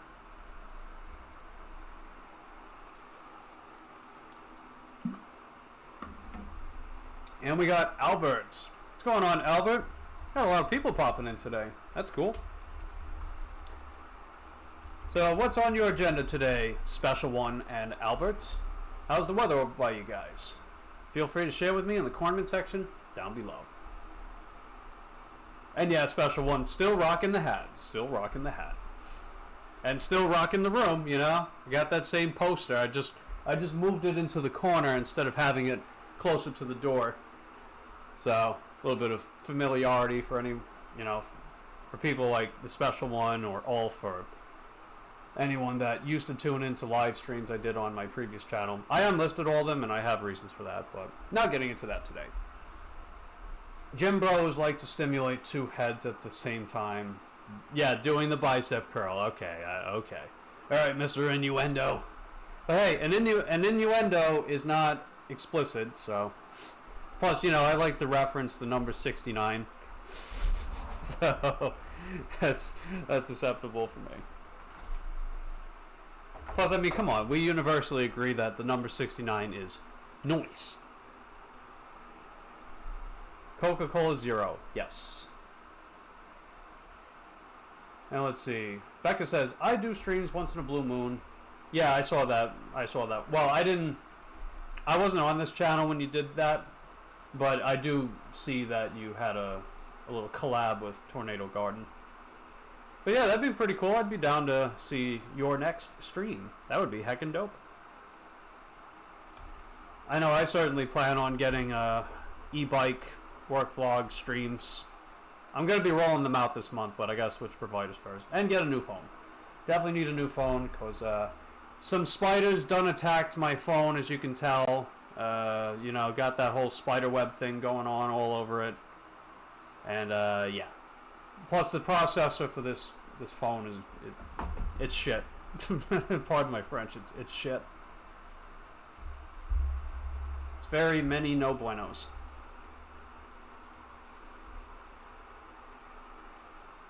And plus, those types of vlogs, they seem to do pretty well for the people that are in this respective niche of doing gig work on e-bikes. It seems like people just find that really fascinating, you know?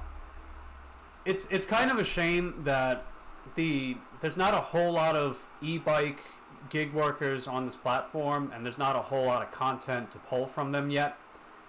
But that's a good thing for people like me, or even people like you.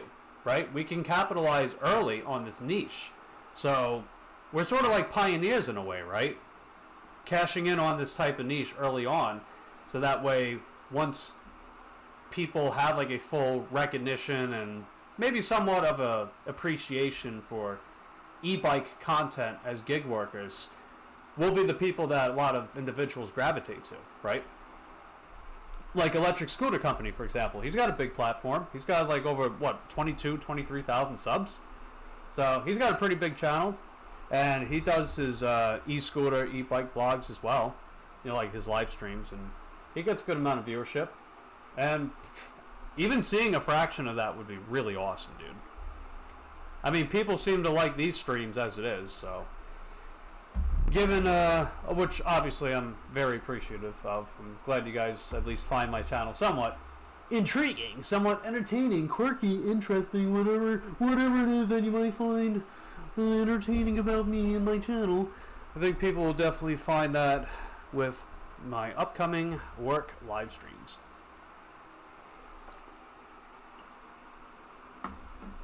Asexual referencing 69s, you sure got self-irony. Yeah. Yes. I'm fully self-aware of that, Frank. It's all good, young flower. Yeah.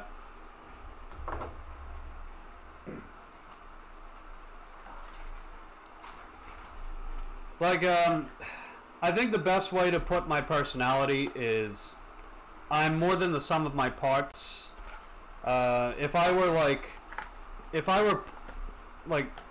put on like a dissection table, like an autopsy table, or you had some kind of fictional setting where people would pick apart your brain, they would pick apart your insides about like your essence or your body. I think people would be quite intrigued. They'd be quite intrigued about me, let's just say. I'm definitely not a normie. I quite the quirky individual I've learned about myself over the years. A lot of things that seem consistent about me, I also am intrigued by other things that seem to clash, which doesn't always make sense. And you know what? I'm okay with that. I'm okay with not being someone that fits into societal norms to a T. I'm totally fine with that. And I'm not going to pretend to be someone I'm not, right? You know, I'm always going to keep it real with you guys. Welcome back, Farmer. Welcome back indeed. And let's see. Jacob says, I'm the opposite of that. Antidepressants helps sometimes. Yeah, I totally respect people that feel the need to take antidepressants when they really struggle with depression in some way, shape, or form. I'm fortunate to not have done that. I have been offered antidepressants when I was first diagnosed with S blank blank blank idle depression. Clinical S idle. I can't say the full word because we know that YouTube doesn't like that. But when I was first diagnosed with that, when I was 17, I was offered antidepressants for it, and I ultimately turned it down because I just didn't. I didn't feel like I wasn't ready, and I didn't fully understand it at the time. And then I got a re-diagnosis for my depression only a couple of years ago. Well, a few years ago, but a couple of years ago. No longer S idle depression, because I haven't felt enough of those symptoms to continue being that. And it's just something I deal with, man. Right? It's just something you gotta deal with. And I think I deal with it pretty good, especially more recent times. Not necessarily because I feel the symptoms less. It's just because over time you get stronger. And if you do a lot of like self-reflection, a lot of introspection, you learn a lot about yourself too. So that's just me. Let's see. You do what you love, says Ulf. Well, I do my best. Sometimes it's hard to make time for everything. I'm one of those individuals where I need more than 24 hours in a day. I really need more than 24 hours in a day. But I can't, so I gotta make do with what I got. Should you add more calories? Yeah, you said you sent your weight to me, so let me take a look.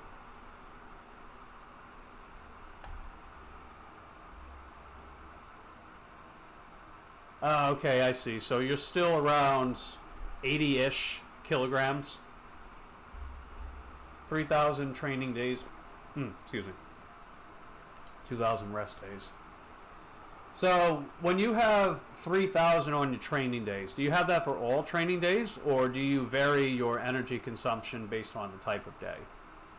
Because I know that you've been struggling with leg day in particular. So I'd like to say you can slightly increase your energy, because it also looks like your weight is stagnated. Like you're pretty much in that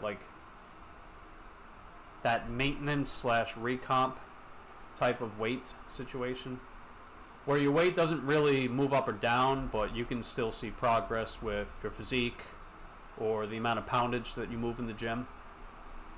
I know you've been struggling with some of the leg day stuff though.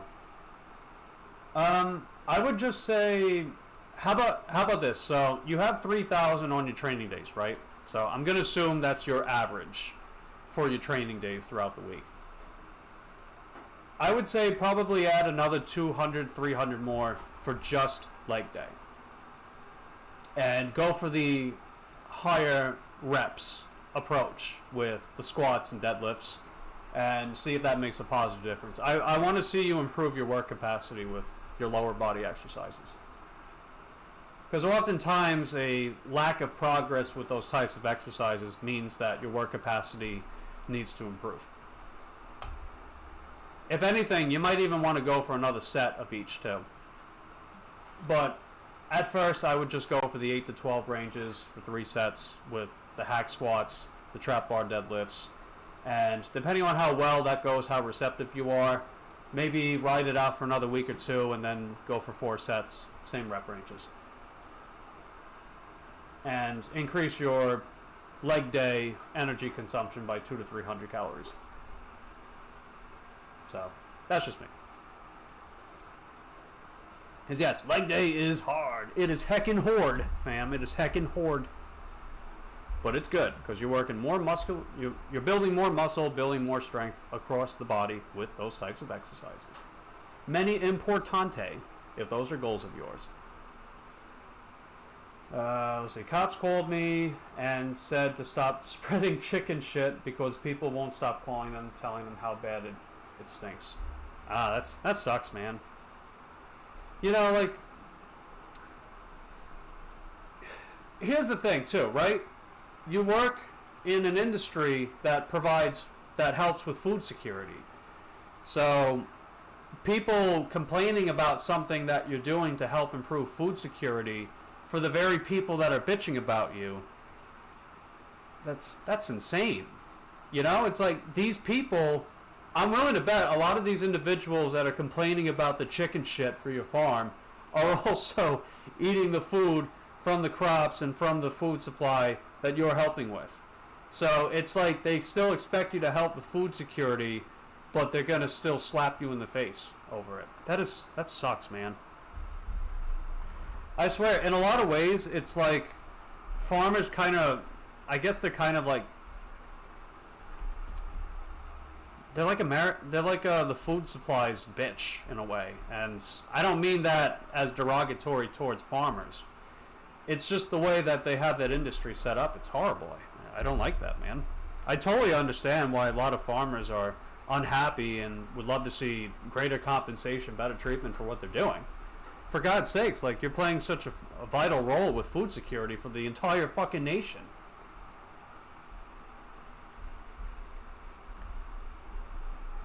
Pardon my French. I know YouTube doesn't like swearsies all that much. But still, you know, it kind of pisses me off when people act like that, and how that negatively affects the very individuals that are helping with our food supply across the country. Across the freaking world, mind you, right? F you people, you won't get the damn food if you're going to keep calling and complain. Yeah, exactly. Exactly. I feel you, man. I really do. I mean, I guess since you have to stop using that, what's going to happen now, you know? I'm sure that's something that you've been thinking about for a little bit. So, I don't know. It's very unfortunate. It really is. And I see Mary's in the chat. What's going on, Mary Wary? How you doing, Mary Wary? Are you just waking up? You're going to be vlogging? You're going to be live streaming today?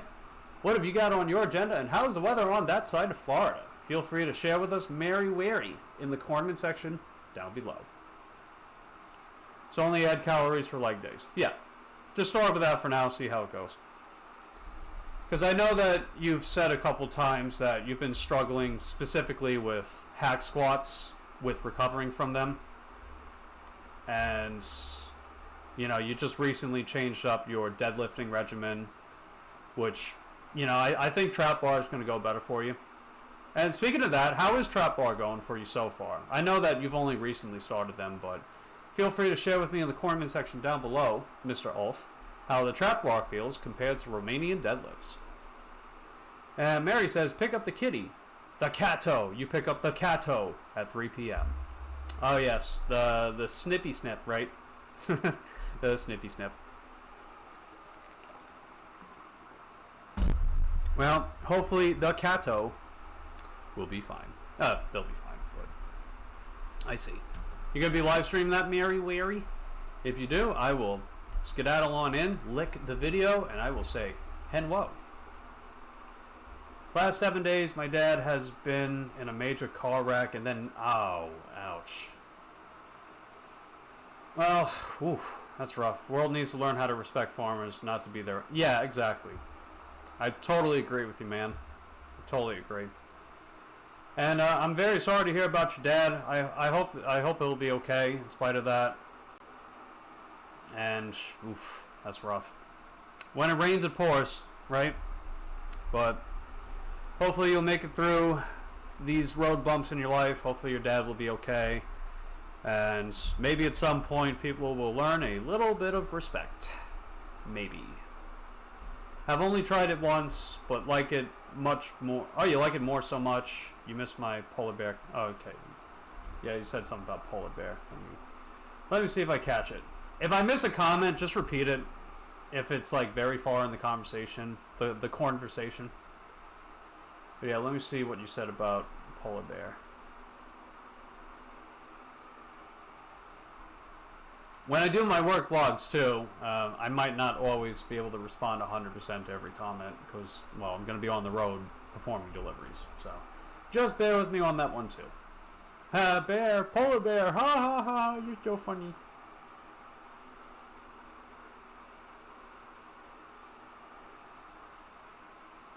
Yeah, let's see, how far up was it?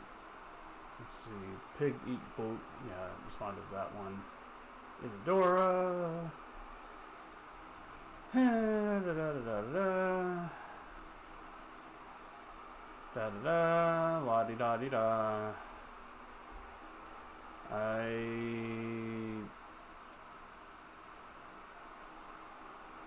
Yeah, how far back was that? Oh, here we are. Okay. Are bipolar disease from polar bears zoonotic? I see. I mean, I don't know if you're being cheeky, Mr. Ulf, or if you're actually asking a serious question. You know what? Let's type that in. I'm going to go to ChatGPT, and let's see what it has to say.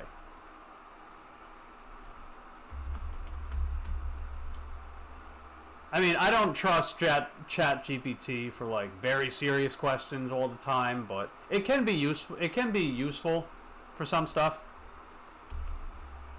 But yeah, I'm curious about the polar bear thing. Let me switch screens real quick so you guys can read along, because that's one thing I like about horizontal format. You can see the screen better. Are bipolar disease from polar bears? It's zoonotic. Let's see what ChatGPT has to say. Because it is important to note that ChatGPT is algorithm driven, and the algorithm can vary. It's not always super consistent based on whatever the question is that you ask and what have you, but it can still be useful. Mary says can't see the screen at all. Oh, okay. Let me zoom in then. Okay. Aha, how about that? Can you read now, Mary? Or at least see it a bit more? Let's see. Yeah, Ulf's question was, are bipolar disease from polar bears, it's zoonotic? ChatGPT says, no. Bipolar disorder has nothing to do with polar bears. It is a mental health condition that affects mood, causing extreme emotional highs, mania or hypomania, and lows, depression. The term bipolar comes from the idea of two opposite mood states, not from anything related to polar bears or animals in general. And no, it's not zoonotic, meaning it does not come from animals or spread between humans and animals. It is influenced by genetic, biological, and environmental factors. I see. Well, thank you for answering that not super serious question, but intriguing question nonetheless, ChatGPT.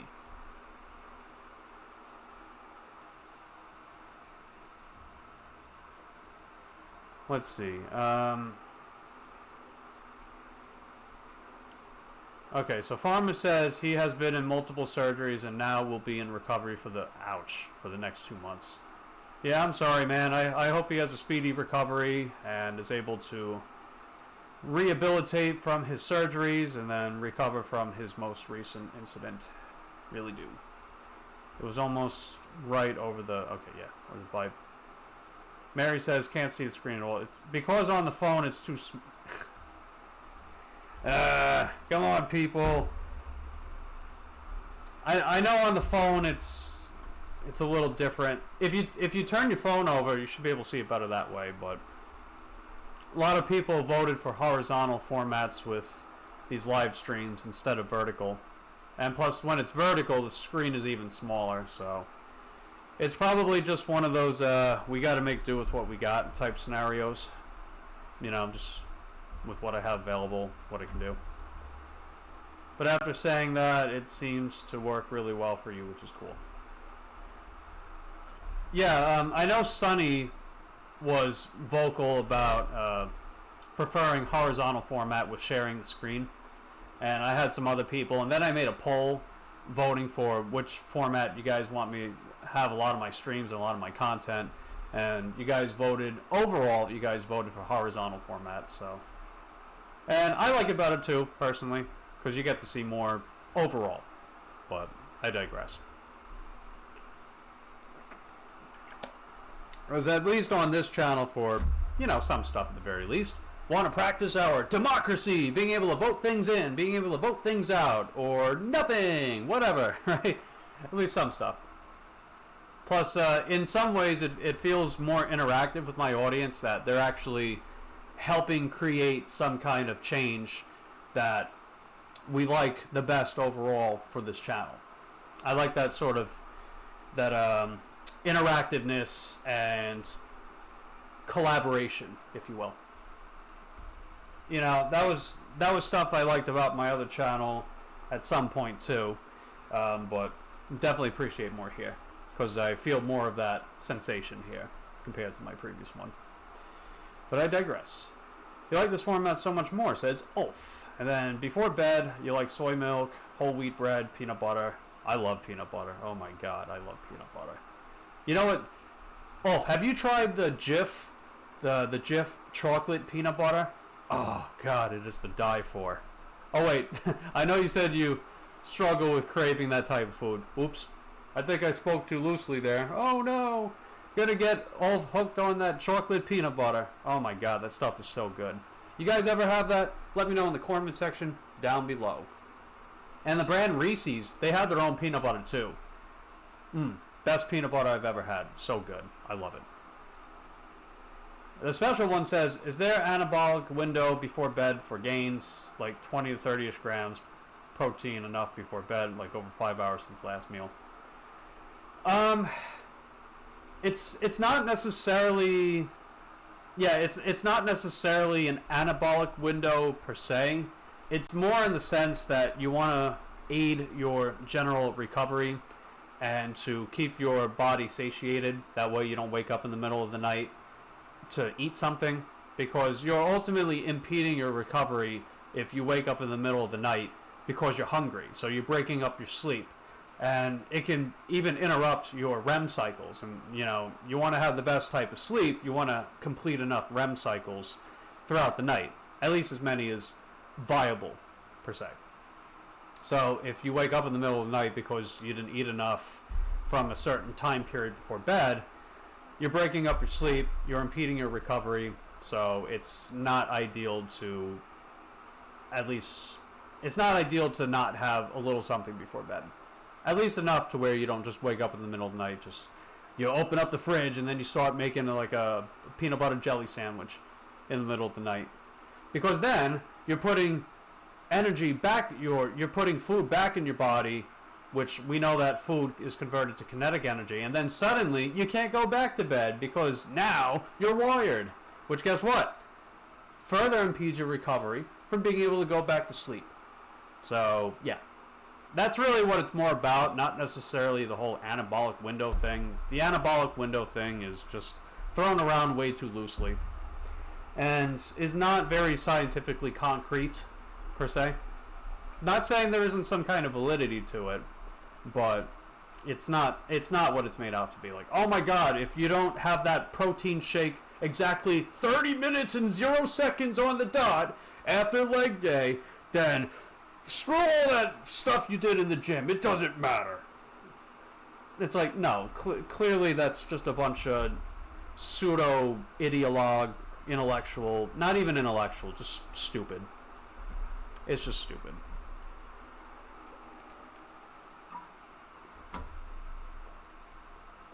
Yeah, exactly.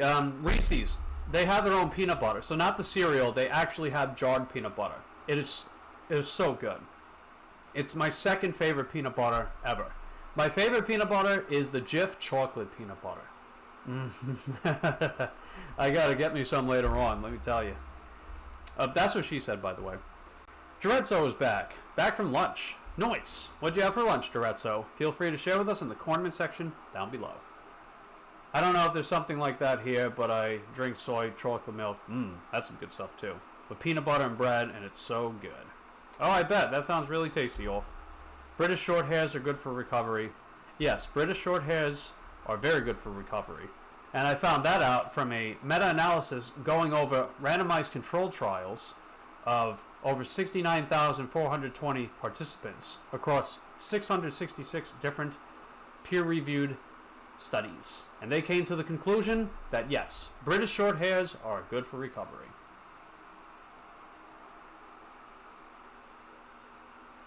And if I actually sold somebody on that, that's the power of being able to sound like you have any idea what you're talking about. So always be skeptical. Let's see, you have with me pea protein to the gym right after lifting, around 30 grams of protein, because I have other stuff to do before I make dinner. Cardio, walk home, walk the cat, shower, and then make dinner. Yeah, makes sense. Like, if you have enough food before you train, you can go a while without eating afterwards. But if it makes more sense to eat after you train as well, that's fine. That can be schedule dependent. It can be activity dependent. If you just have like a very busy schedule, you can't take time out in the middle of the day to cook or to just make something, you know, have it as quickly as possible. That's totally fine. Because keep in mind, right, it's totally fine to go periods of time without eating. You know, it's totally fine. That's just kind of something we do, right? But stay hydrated. Definitely stay hydrated. Faux show. Valerie's back. Yeah, I see those little eyeballs peeping. I see them eyeballs. Don't think I don't know, Valerie. I know when you're here, and I know when you're not here. That sounded a little weird. I didn't mean it that way. Don't read into that too much. Don't read into that too much. Just let's veer away. Go over to Valerie's channel, Valentine Cruises. Go check out Valerie from Valentine Cruises. Let's get her to 300 subscribers.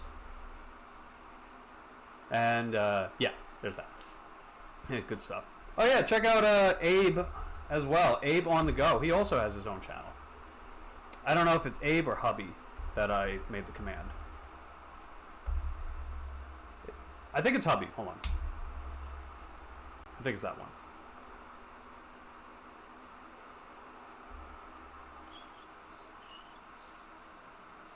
There we go. Let's see, how many subs is Abe up to? 66 subscribers. Hey, that's more than last time. Last time I checked in, he was under 6. He was under, I think it was around like 50-ish or so. But yeah, if you guys don't know who I'm talking about, Abe, otherwise known as Hubby, otherwise known as Abe on the Go. He has his own YouTube channel. He makes pre-recorded content. And he also collabs with the wifey, a.k.a. Valerie, a.k.a. Valentine Cruises. And they come up with some cool challenges. So if you guys are into that sort of stuff, definitely go check out Abe on the Go. Subscribe to his channel, lick his videos, ring that Taco Bell, tell him I sent you. No problem, Valowie.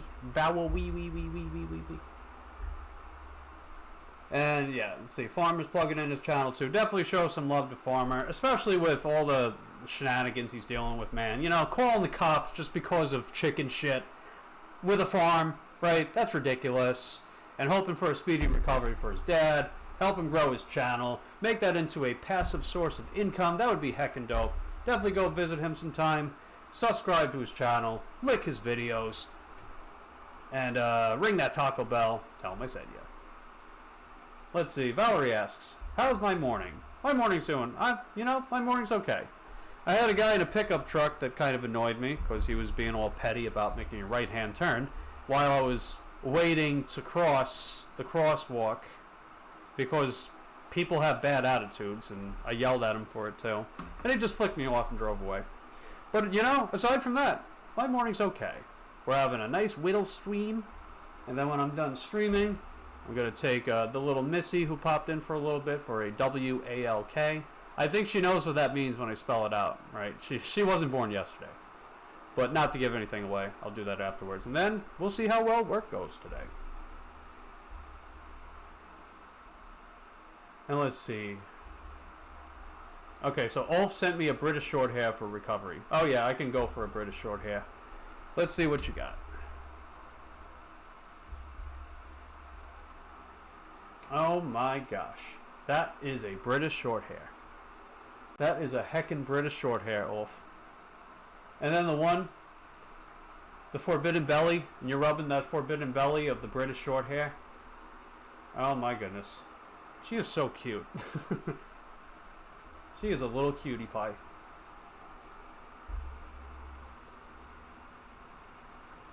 That truck guy was trying to kill you. I mean, he wasn't... The way he drove didn't look like he was going to hit me or anything. I just think he had a bad attitude. And, well, it seems like a lot of people on the road have a bad attitude, am I right? But I digress. But, you know, I'm not someone that is willing to escalate I don't want to escalate a situation like that, because he could pull out a gun and shoot me in the head just because he was pissed off at me for something he did. You know, people are like that in America, let me tell you. They really are. Plus, America loves their guns. And don't get me wrong, right? Right to bear arms. I respect that. But, I mean, come on. Some of the stuff that you see on, like, freaking YouTube or TikTok shorts, like these road raging drivers that literally pull out a gun because they fucked you over. You might as well punch me in the face and say, "You asked for it because I don't like you," even though I did nothing wrong. People are like that, I'm telling you. Well, let's see. Drezzo said chicken kebab. I see. You put some veggies on it and stuff? That would be heckin' dope.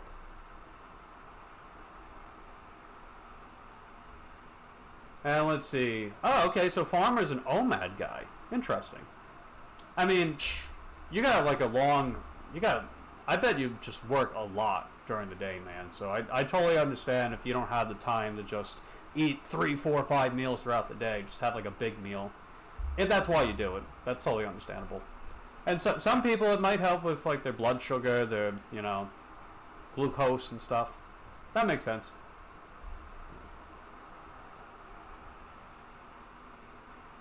Abe on the go. Yes, Abe on the go. This stupid country has terrible drivers and a lot of road rage. Tell me. Oh. Okay, I think I faded for a second, but if we're back, just let me know. Or if I'm not back, let me know. Well, actually, you wouldn't be able to let me know, because we're not back! Just talking to thin air. Anyway, what was I saying? So, yeah, I was reading Farmer's comment. He said, this stupid country has terrible drivers and a lot of road rage. That is 100% true. So even though I'm on a bicycle and I have a statistical advantage of not getting freaking hit by a guy in a pissed-off guy in a pickup truck, it's not a 0%, right? It's not 0%. There's always a possibility. And so much road rage everywhere. It's unbelievable. It's like you're a little toddler in your terrible twos, right? You're a toddler in your terrible twos and you don't outgrow it. And then you use your vehicle, aka deadly weapon, and take it out on people. It's ridiculous. Alright, let's see. Farmer says cutting in and out. Yeah, connection's getting a little unstable for some reason. Yeah, now my internet's being slow. Oh no, what's going on? Why? Why is this happening to me? What have I done wrong? How does it look? A little unstable for some reason. Yeah, now my internet's being slow. Oh no, what's going on? Why is this happening to me? Wow, my microphone sounds terrible. Oh my god. It sounded really good for a little while, and then suddenly it just sounds like crap. I don't know. I think I need to get a new mic. It's clipping like crazy. Like, I mean, it sounds okay, I guess, for some people, but I don't know. I'm a little finicky about how my microphone sounds, and I know B said it's like, oh, it's okay, it's good enough. It's like, ugh, is it really though? Is it really?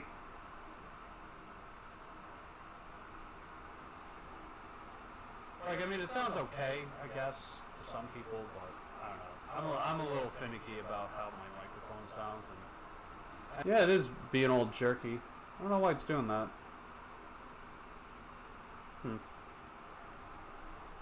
I don't know. I mean, I'll probably wrap up pretty soon anyway. It's almost 1 o'clock over by me. Let's see. Oh my god.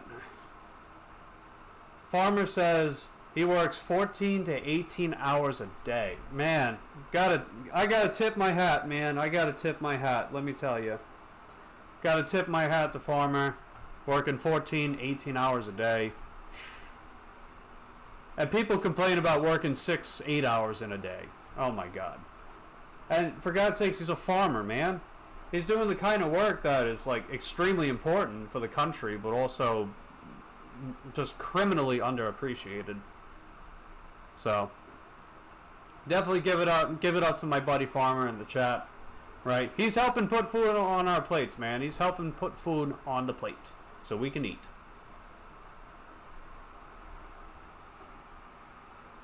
Let's see. Speed traps are rare nowadays.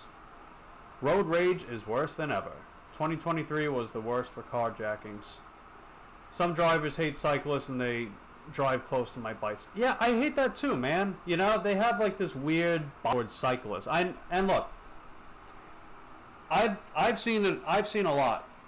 Me being on the road for quite some time, right? I got my license when I was 17, and I was driving for a few years even before that. And I've seen a lot on the road, and there's some really stupid cyclists out there too. In the state of Florida, you are legally required by law to drive with traffic, not against traffic, in the bike lane on a bicycle. And so many people still ride against traffic, and I understand why, but at the same time, you're doing something really stupid and reckless and foolish. Don't do that. If you're going to do that, you're allowed to do that on the sidewalk. It's just if you're on the sidewalk in the state of Florida, you have the civil duty to grant right of way to pedestrians. I know my laws. A lot of stupid cyclists in Titusville. They're probably going to get those privileges banned for us if they keep that stupid shit up. So just because I trash on a lot of drivers because, well, let's be honest, the majority of road problems are caused by motorists. Just putting it out there. Doesn't mean I haven't seen stupid pedestrians and cyclists as well. So, follow your laws and be considerate. That's all I ask. And that might seem like a lot to ask, but I'm telling you, it's not. It's not. And whatever your temperament impulses are, please don't act on them. Whatever your temperament impulses are, please do not act on them. Please don't take them out on other people, because not only are you putting them in harm's way, you're putting yourself in harm's way, and arguably more importantly, you're putting more people around you in harm's way just because of some petty bullshit antics. It's not worth it. Please, don't do that. That's all I ask. And for the love of God, please stop using a bike lane as a turning lane. You are allowed legally to merge across a bike lane into a turning lane, but you are not legally allowed to use a bike lane as a turning lane. Stop doing that. Please. Enough. Please. It pisses me off. It gets under my skin. I see it all the time in my area. There's a particular intersection. It's Barna Avenue on Shaney Highway. Drivers do it all the fucking time, and it drives me nuts. And if you're guilty of it, please stop doing that. Please. For my sake, please stop doing it.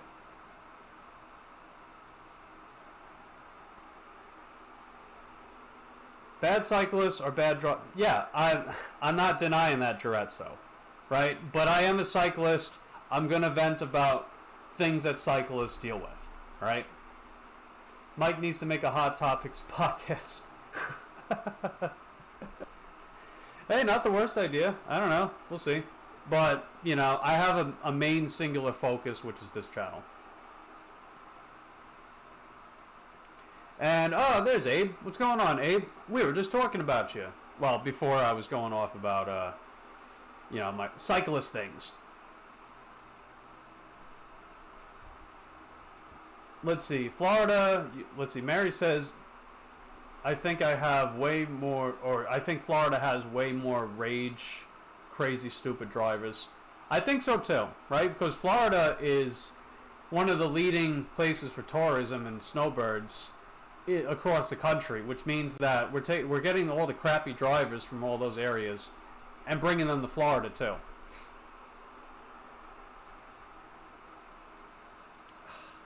Is my stream still lagging? Come on, man. Hold on, let me check.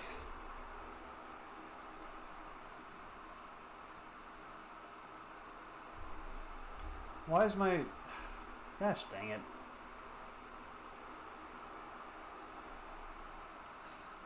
Is my stream still lagging? Come on, man.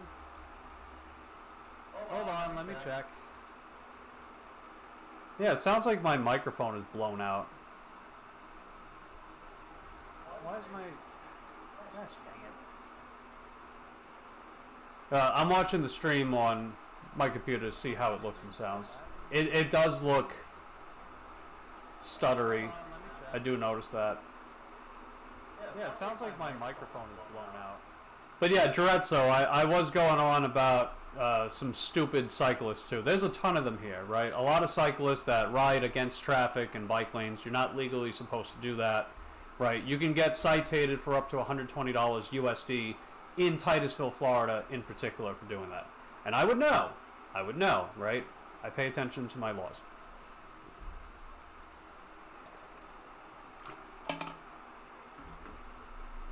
Miami, NJ, or New Jersey, New York, worst raging drivers. Yeah. I was born from New York, and I went to Manhattan a lot, and Long Island in general, drivers are just terrible there too. And keep in mind, right, a lot of them come to Florida, so we see a lot of them in Florida. Orlando. You forgot to mention Orlando. Oh my God, the drivers in Orlando. Oh my goodness gracious, awful. Let's see. It's cutting in and out.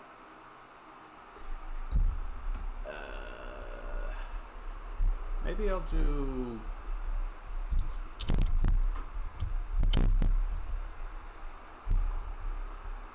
Yeah, maybe I'll try that.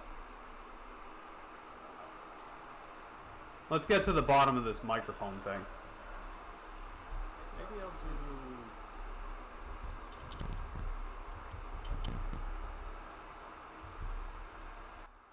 Yeah, maybe I'll try that.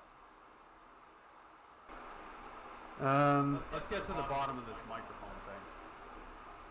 Yeah, it definitely blew out for sure. I think my microphone's fucked. Can you do a live without a microphone? Yeah, I could. So, let's get to the bottom of this microphone. It used to be better. Yeah, it definitely blew out for sure. Yeah, this microphone sounded a lot better, like the first several streams I had, but now it just doesn't sound very good. Can you do a live without a microphone? Yeah, I could. So let me try something. It used to be better. Yeah, it definitely blew out for sure. Yeah, this microphone sounded a lot better, like the first several streams I had.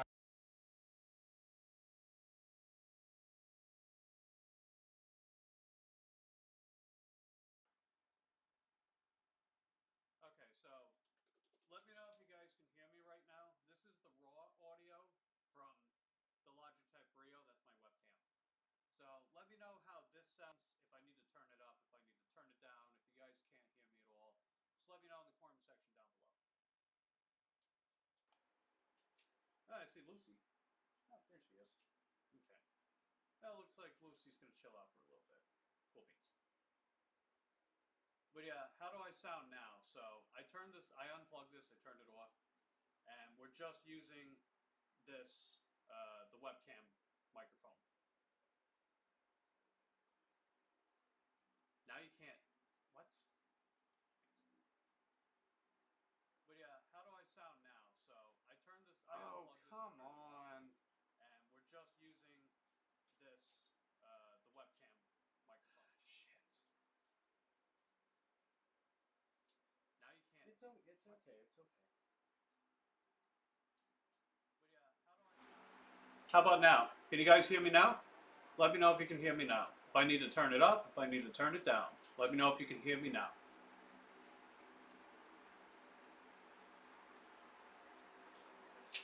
It's okay, Lucy. It's okay. How about now? Can you guys hear me now? Let me know if you can hear me now. If I need to turn it up, if I need to turn it down. Let me know if you can hear me now.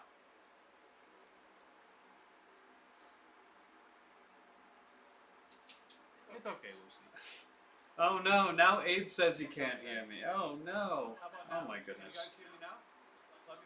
No, what are we gonna do, Lucy? What are we gonna do? Lucy's right underneath my computer right now. I was like, oh come on. And now Lucy's got to make sure I'm okay. Oh no, now Abe says he can't hear me. Oh no. Oh my goodness. What are we gonna do, Lucy? All right. So I've got it turned up all the way. This is the loudest it can get. My computer right now. I was like, oh come on. And now Lucy's got to make. And yeah, I see Kelly's in the chat. What's going on, Kelly? How you doing today? What is on your agenda? Feel free to let us know in the comment section down below. So I've got it turned up all the way. This is the loudest it can get.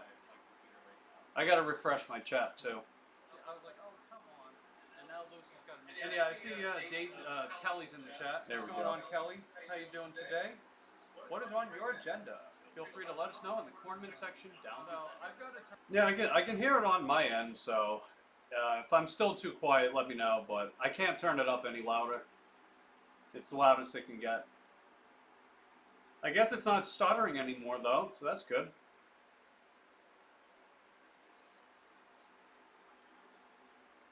And let's see.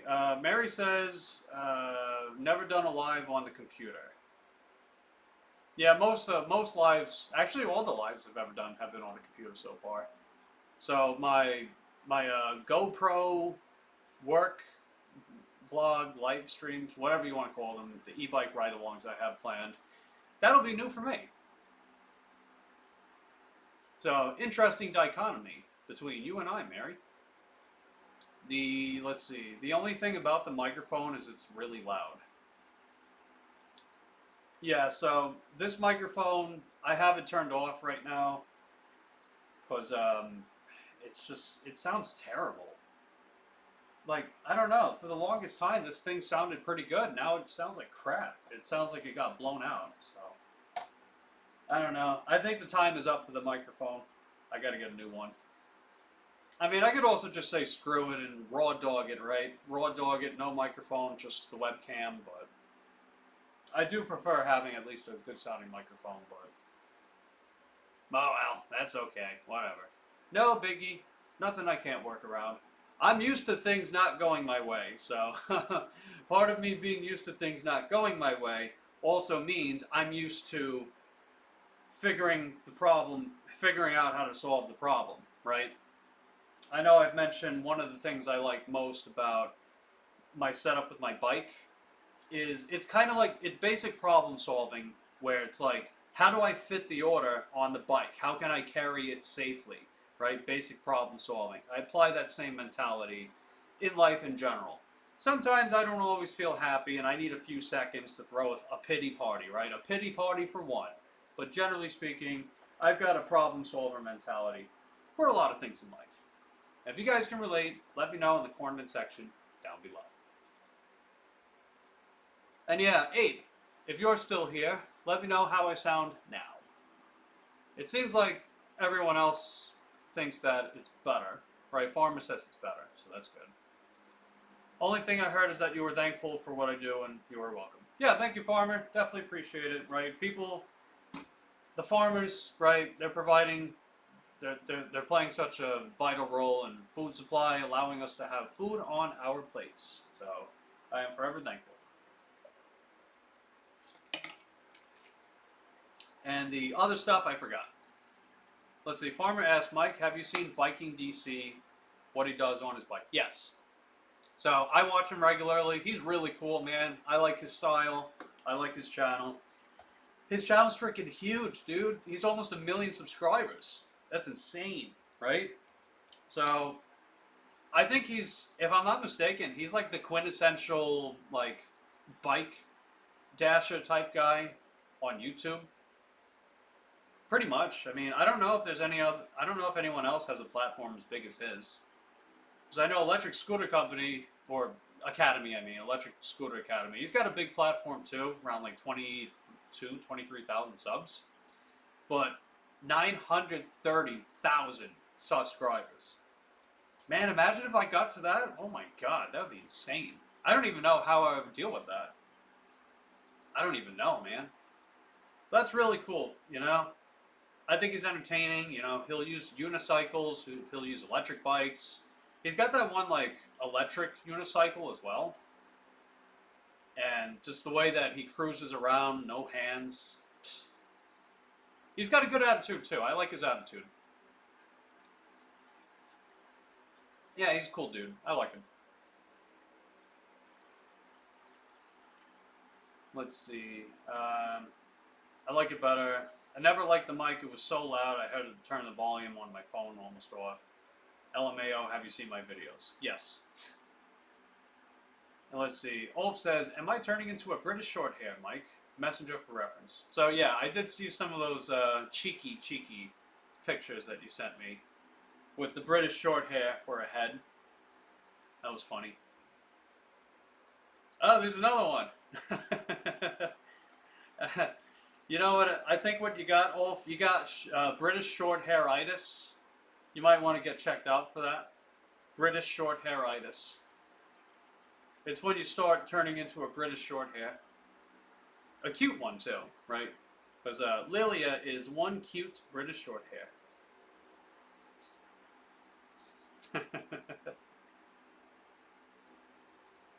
So, good stuff. But yeah, I guess this microphone is done with. That kind of sucks. I mean, maybe I'll fiddle around with it a little more and come up with some diagnoses, baby please. But that's fine.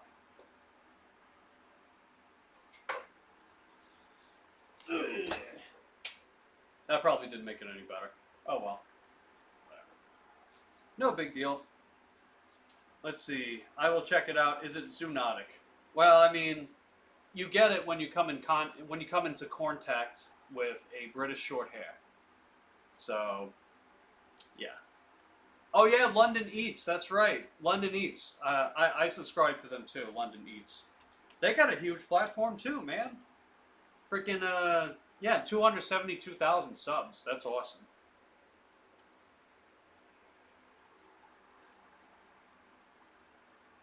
But yeah, like, it's cool to see fellow, you know, like, cyclists, e-cyclists, whatever you want to describe it as. It's cool to see them have, like, large, successful platforms where people have a lot of interest in, you know?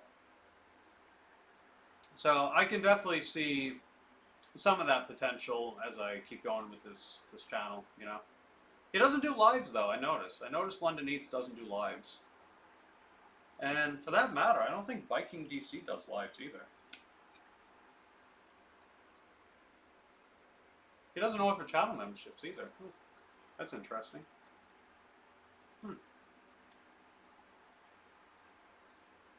But hey, that's where I come in though, right? Right? I have my e-bike work vlog content, and I do live streams. And I'll be offering channel memberships. So that'll be certainly one way I can set myself apart in this niche.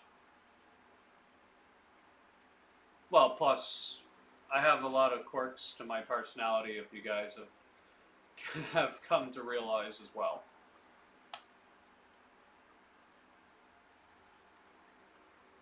And it's not like a comparing myself to others in a sense of like, oh, what, look at them, they're so successful, and oh, here I am with my 252 subscribers and my 300 watch hours. I'll never make it in life. No, I don't have that kind of attitude at all. I look at my metrics and I'm like, hey, look, I'm growing, right? People are invested in what I'm doing, they like what I'm doing, and it can only go up from here, right? Everyone starts at zero. Everyone starts at zero. I say it all the time. The upward trajectory is what counts. You might see little dips. You might see some valleys. You might even see some plateaus. But is it going that way on an upward trend? Oh, oh my God. No, that looked, don't take that out of context. Right hand, there we go. I meant like that, not what Elon Musk did. Not that thing. Anyway, let's move on to the next subject. Oh, I have an idea. Let's plug in Valerie's channel real quick. That's right. That's my go-to segue whenever things get a little awkward or weird. Is just plug in Valerie's channel. And then let's plug in Hubby's channel. Definitely go check them out. Because I know they're still lurking. See, I see them eyeballs, Valerie. I see you lurking. I see you lurking. And I see Abe. He's got his hand. He's like, hey. And I'm like, hey. And then he's like, hey, you know. So, anyway, definitely go check out their channels. Go check out Mary's gigs as well. She's almost to 1,000 subscribers. That'd be heckin' dope, fam. Am I right? Mike, you will grow. I have no doubt you're amazing. Thanks, Abe. I appreciate it. I definitely appreciate all the positive reinforcement that I have seen from this community thus far. And hey, check it out. Farmer just subscribed to Abe. That's heckin' dope, fam. That's what I'm talking about. That's what I'm talking about. So you see this whole little camaraderie thing that we've been building here? Right? That's what I love to see, man. I love... It's not even just like you guys helping me out. Let's grow as a unit. That way, people can be like, you, sir. You, ma'am. You, whatever your identity is. You are a unit. You are an absolute unit. And I'll be like, yes, we are. And all my subscribers like, you know, yes, we are. Oh, yeah. Damn. No, I'm kidding. Skibbity! Speaking of skibbity, I learned what skibbity actually means. So it's like, what is it, Gen Z, Gen Alpha slang? It's supposed to mean good or bad. So I guess that driver from earlier was skibbity because, you know, he was being a dick. But seeing this channel grow is also skibbity because it's good. I don't know. I gotta keep up with the times, right? You know, if I'm gonna be a content creator on a social media platform, gotta keep up with the slang that these youngsters are saying these days, right? Like, are they still saying get crunk? I don't think they're still saying get crunk. I think it's yeah, I don't even know what slang for that. Are they even old enough to use that slang? Probably not. They're just coming right out the womb, right? But I digress. Isadora, I can make you grow, Mike. Yeah, I'm sure you could, Isadora. You know how you can make me grow, Isadora? You can lick the video. You can subscribe to the channel if you have yet to do so. You can share my content. Yes, you can share the content you have seen on this channel thus far. You can do that kind of stuff. That would help me grow. Speaking of Carl, what's going on, Carl? How you doing today? Glad to see ya. I think I missed my buddy Charles from earlier. I thought I saw Keeping It Real Life. I totally forgot. Oh, there he is. There he is. Keeping It Real Life. A good name for a band. Electric Gig Bikers. I don't know if you're still watching, Charles, but I noticed. I got a little sidetracked. Sometimes that happens. I mean, you know, that's what happens on this channel. We get sidetracked a lot, but we eventually find our way, right? But glad to see you, Charles. And speaking of Charles, aka Keeping It Real Life, let me plug in his command real quick. Definitely go visit my buddy Charles. Hit up his channel. He recently surpassed over 500 subscribers. Now let's get him some watch hours. He can start offering channel memberships and all those cool things and stuff. And I guess most importantly, he likes to keep it real, just like your boy. Go visit my buddy Charles, subscribe to his channel, lick his videos, ring that Taco Bell, tell him I sent you. Enjoying the content, don't forget to lick and subscribe for an amazing content, says Farmer. Nice work, Farmer. Now let's see, Ulf says, Mike, you're so old you call others youngsters, so what am I? You're like a goddamn dinosaur. Because, you know, you're 5 years older than me. I'm kidding, I'm kidding. Now let's see, Carl says, nearly at 120 subscribers. Wow, way to go, Carl. You know, I didn't make a command for you, did I? Yeah, let me, I'd be slacking, man. I'd be slacking. You know what it is, it's, you know, I stretch myself thin a lot. Maybe too much, to a fault. And then I forget, oh wait, that's right, I'm surrounded by a bunch of cool, supportive people. So let me make a corn man for you real quick, and let's get Carl to 200 subscribers. I'm making the command right now. Did it make it? Oh, wait. No, wait. I think I already made one. Hold on. Wait.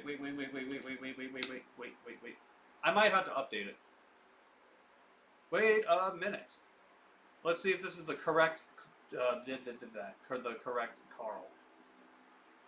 Okay, yeah, I gotta update it. So you've not recently, but you have since passed over 100 subscribers. So let me go to Carl and update the Corn Man. Let's get Carl to 200 subscribers. That's right. Let's get Carl to 200. So don't forget to lick his videos after you subscribe and you ring that Taco Bell. Then we get notified the next time that they upload and stream. Tell them I sent you. Streamlabs, you suck. He's already passed 100. Yeah. So when I make commands, they don't update the subscriber count. I have to like manually go back in and update them. But hey, that's okay, right? I know I had to do that for Valerie recently because it still said 200, and she's definitely gone past 200 so far. And speaking of which, Charles, let's plug in my buddy Charles. I think I already plugged him in. I plugged him in. Let's plug him in again. That's right. Let's do it. Let's see. Abe says, lick is done. There you go. That's what I'm talking about. That is the holiday spirit that I'm talking about. It's Taco Hell. Taco Hell. Yeah. Whatever you want to call it. That little notification bell. Set it to all, right? Ring that Taco Bell, as I always say. That way you get notified the next time that people upload and stream and things and stuff.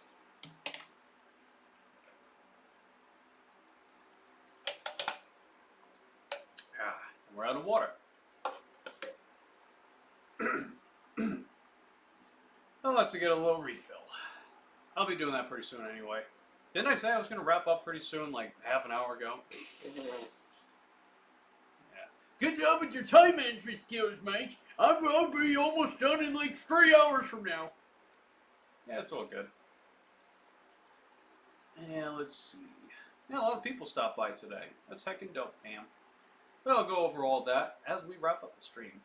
Because, yeah, I'm going to be wrapping up pretty soon.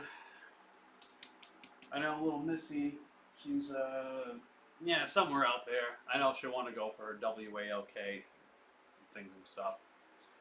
And I'm going to be working this evening to see how well Wednesday evening specifically goes. I'm trying to do a little bit of, like, trial and error, but also checkboxing and crossing things out. As far as ideal time slots for me to work in my market this month. Because that does change, right? We know that the landscape of gig work is constantly changing. It's like tectonic plates, man. It never stays still. It's always shaking around, always adjusting and things and stuff. So what might work last month might not necessarily work this month.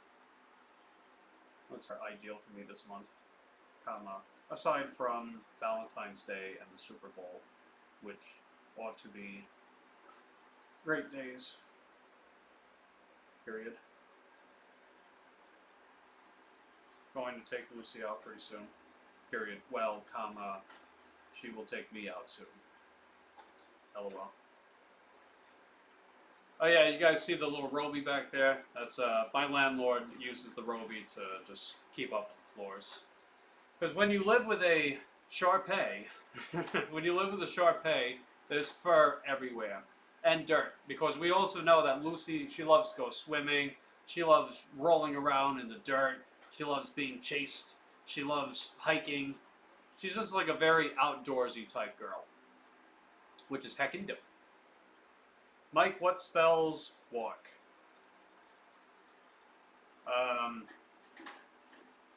Wendy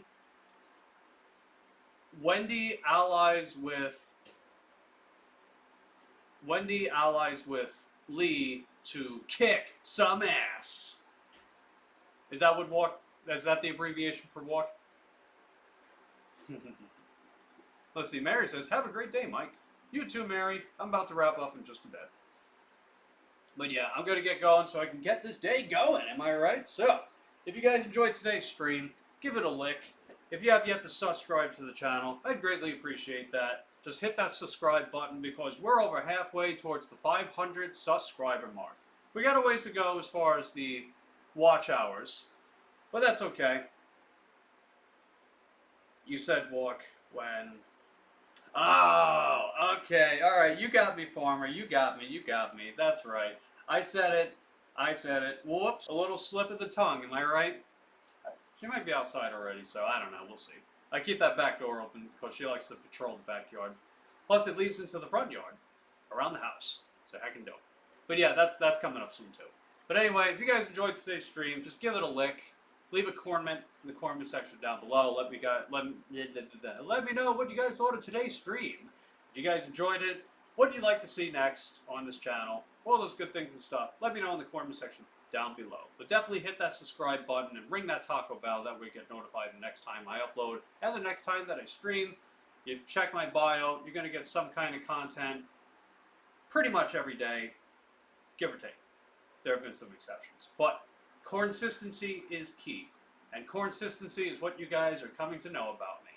And overall, sense of corn immunity is another big thing that you guys are coming to know about me. And I'm glad you guys are doing the whole stick around like I tell you guys to do, right? My buddy Arnold from the 80s, he was the one that said, stick around, part 2, electric boogaloo. He didn't say that one, but you know what I mean. And you guys want to show super support for your boy, visit my Linktree link sometime. I'll link it in the chat. On the way out, if you feel like doing so, that's totally cool. I've got resources where you can help me out, and I've got resources where I can help you out. But otherwise, doing all that algorithm stuff is always much obliged. The best and easiest way to help support your boy on his journey to establishing an empire on YouTube. Oh yeah. And last but not least, I want to give everyone a shout out who decided to stop on by today. So first was Jen. So that was pretty cool. Glad Jen stopped by. My buddy Stats. We had B in the chat earlier. Buddy Jason. We had Melissa from Gig Life and More. We had Jarezzo, I think a newcomer. So welcome to the club. Welcome to the Corn Cult, Jarezzo. Glad to have you. We had Princess Lady stop by for a little bit. My buddy Ulf. And my buddy Ulf with his friends, Frank and Isadora. I think I forgot to put Isadora on here. Isadora, quite colorful characters we got here, huh? And we had Justin, we had Chevy, we had Bushka stop in for a little bit. We had Teboy, he popped in for a little bit too. My buddy Eric, before he went live, I know he's currently live, I'm going to stop by and say hello yet again. We had Sonny Cornsicles pop in for a little bit. My buddy Corey stopped by. Farmer's been with us, so that's cool. We had Valerie with the eyeballs, right? Valerie, just be peeping, purping, just doing all the lurky lurks with Abe, aka Hubby, which is heckin' dope. We had Jacobs, aka Stiffy Jacobs, funny name. We had Snack Samurai pop in for a little bit, probably enjoying some snacks, which is heckin' dope. We had Cornlean, aka Colleen. We had Becca from Miss Ride and Shine, a fellow e-bike dasher, just like your boy. We had Albert, special one, Daisy, well, aka Kelly from Daisy May. And we had Carl, and yeah, pretty big crowd today. Good stuff. I'm glad you guys all stopped by. I'm glad you guys all find some kind of amusement, some kind of entertainment, something to take away from my live streams that I host on a regular basis and will continue to do so on a regular basis moving forward. So I love you guys. Appreciate the continued support of my channel. I'll catch you next time. Hasta la vista, baby. Take care.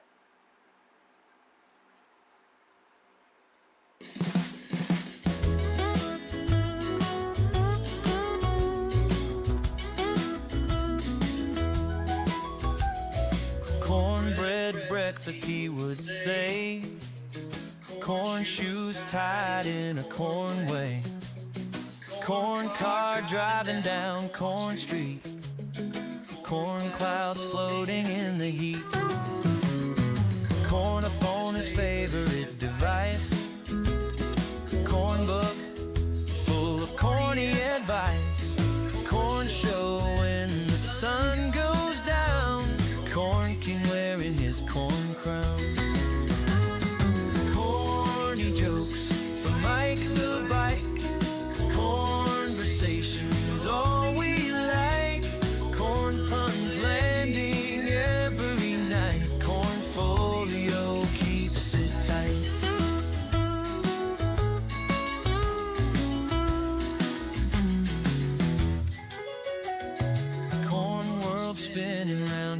head. Corn bed where he lays in bed. Corn lamp glowing on his face. Corn place, a magical space. Cornfield where he's throwing shade. Corn card tricks of every grade. Corn step dancing in the rain. Corn lag easing all the pain. Corny jokes from Mike the Bike. Conversations all we like. Corn puns landing every night. Corn folio keeps it tight. Corn folio keeps it tight. Corn world spinning round his head. Cornbread breakfast he would say. Corn shoes tied in a corn weight. Corn car driving down Corn Street. Corn clouds floating in the heat.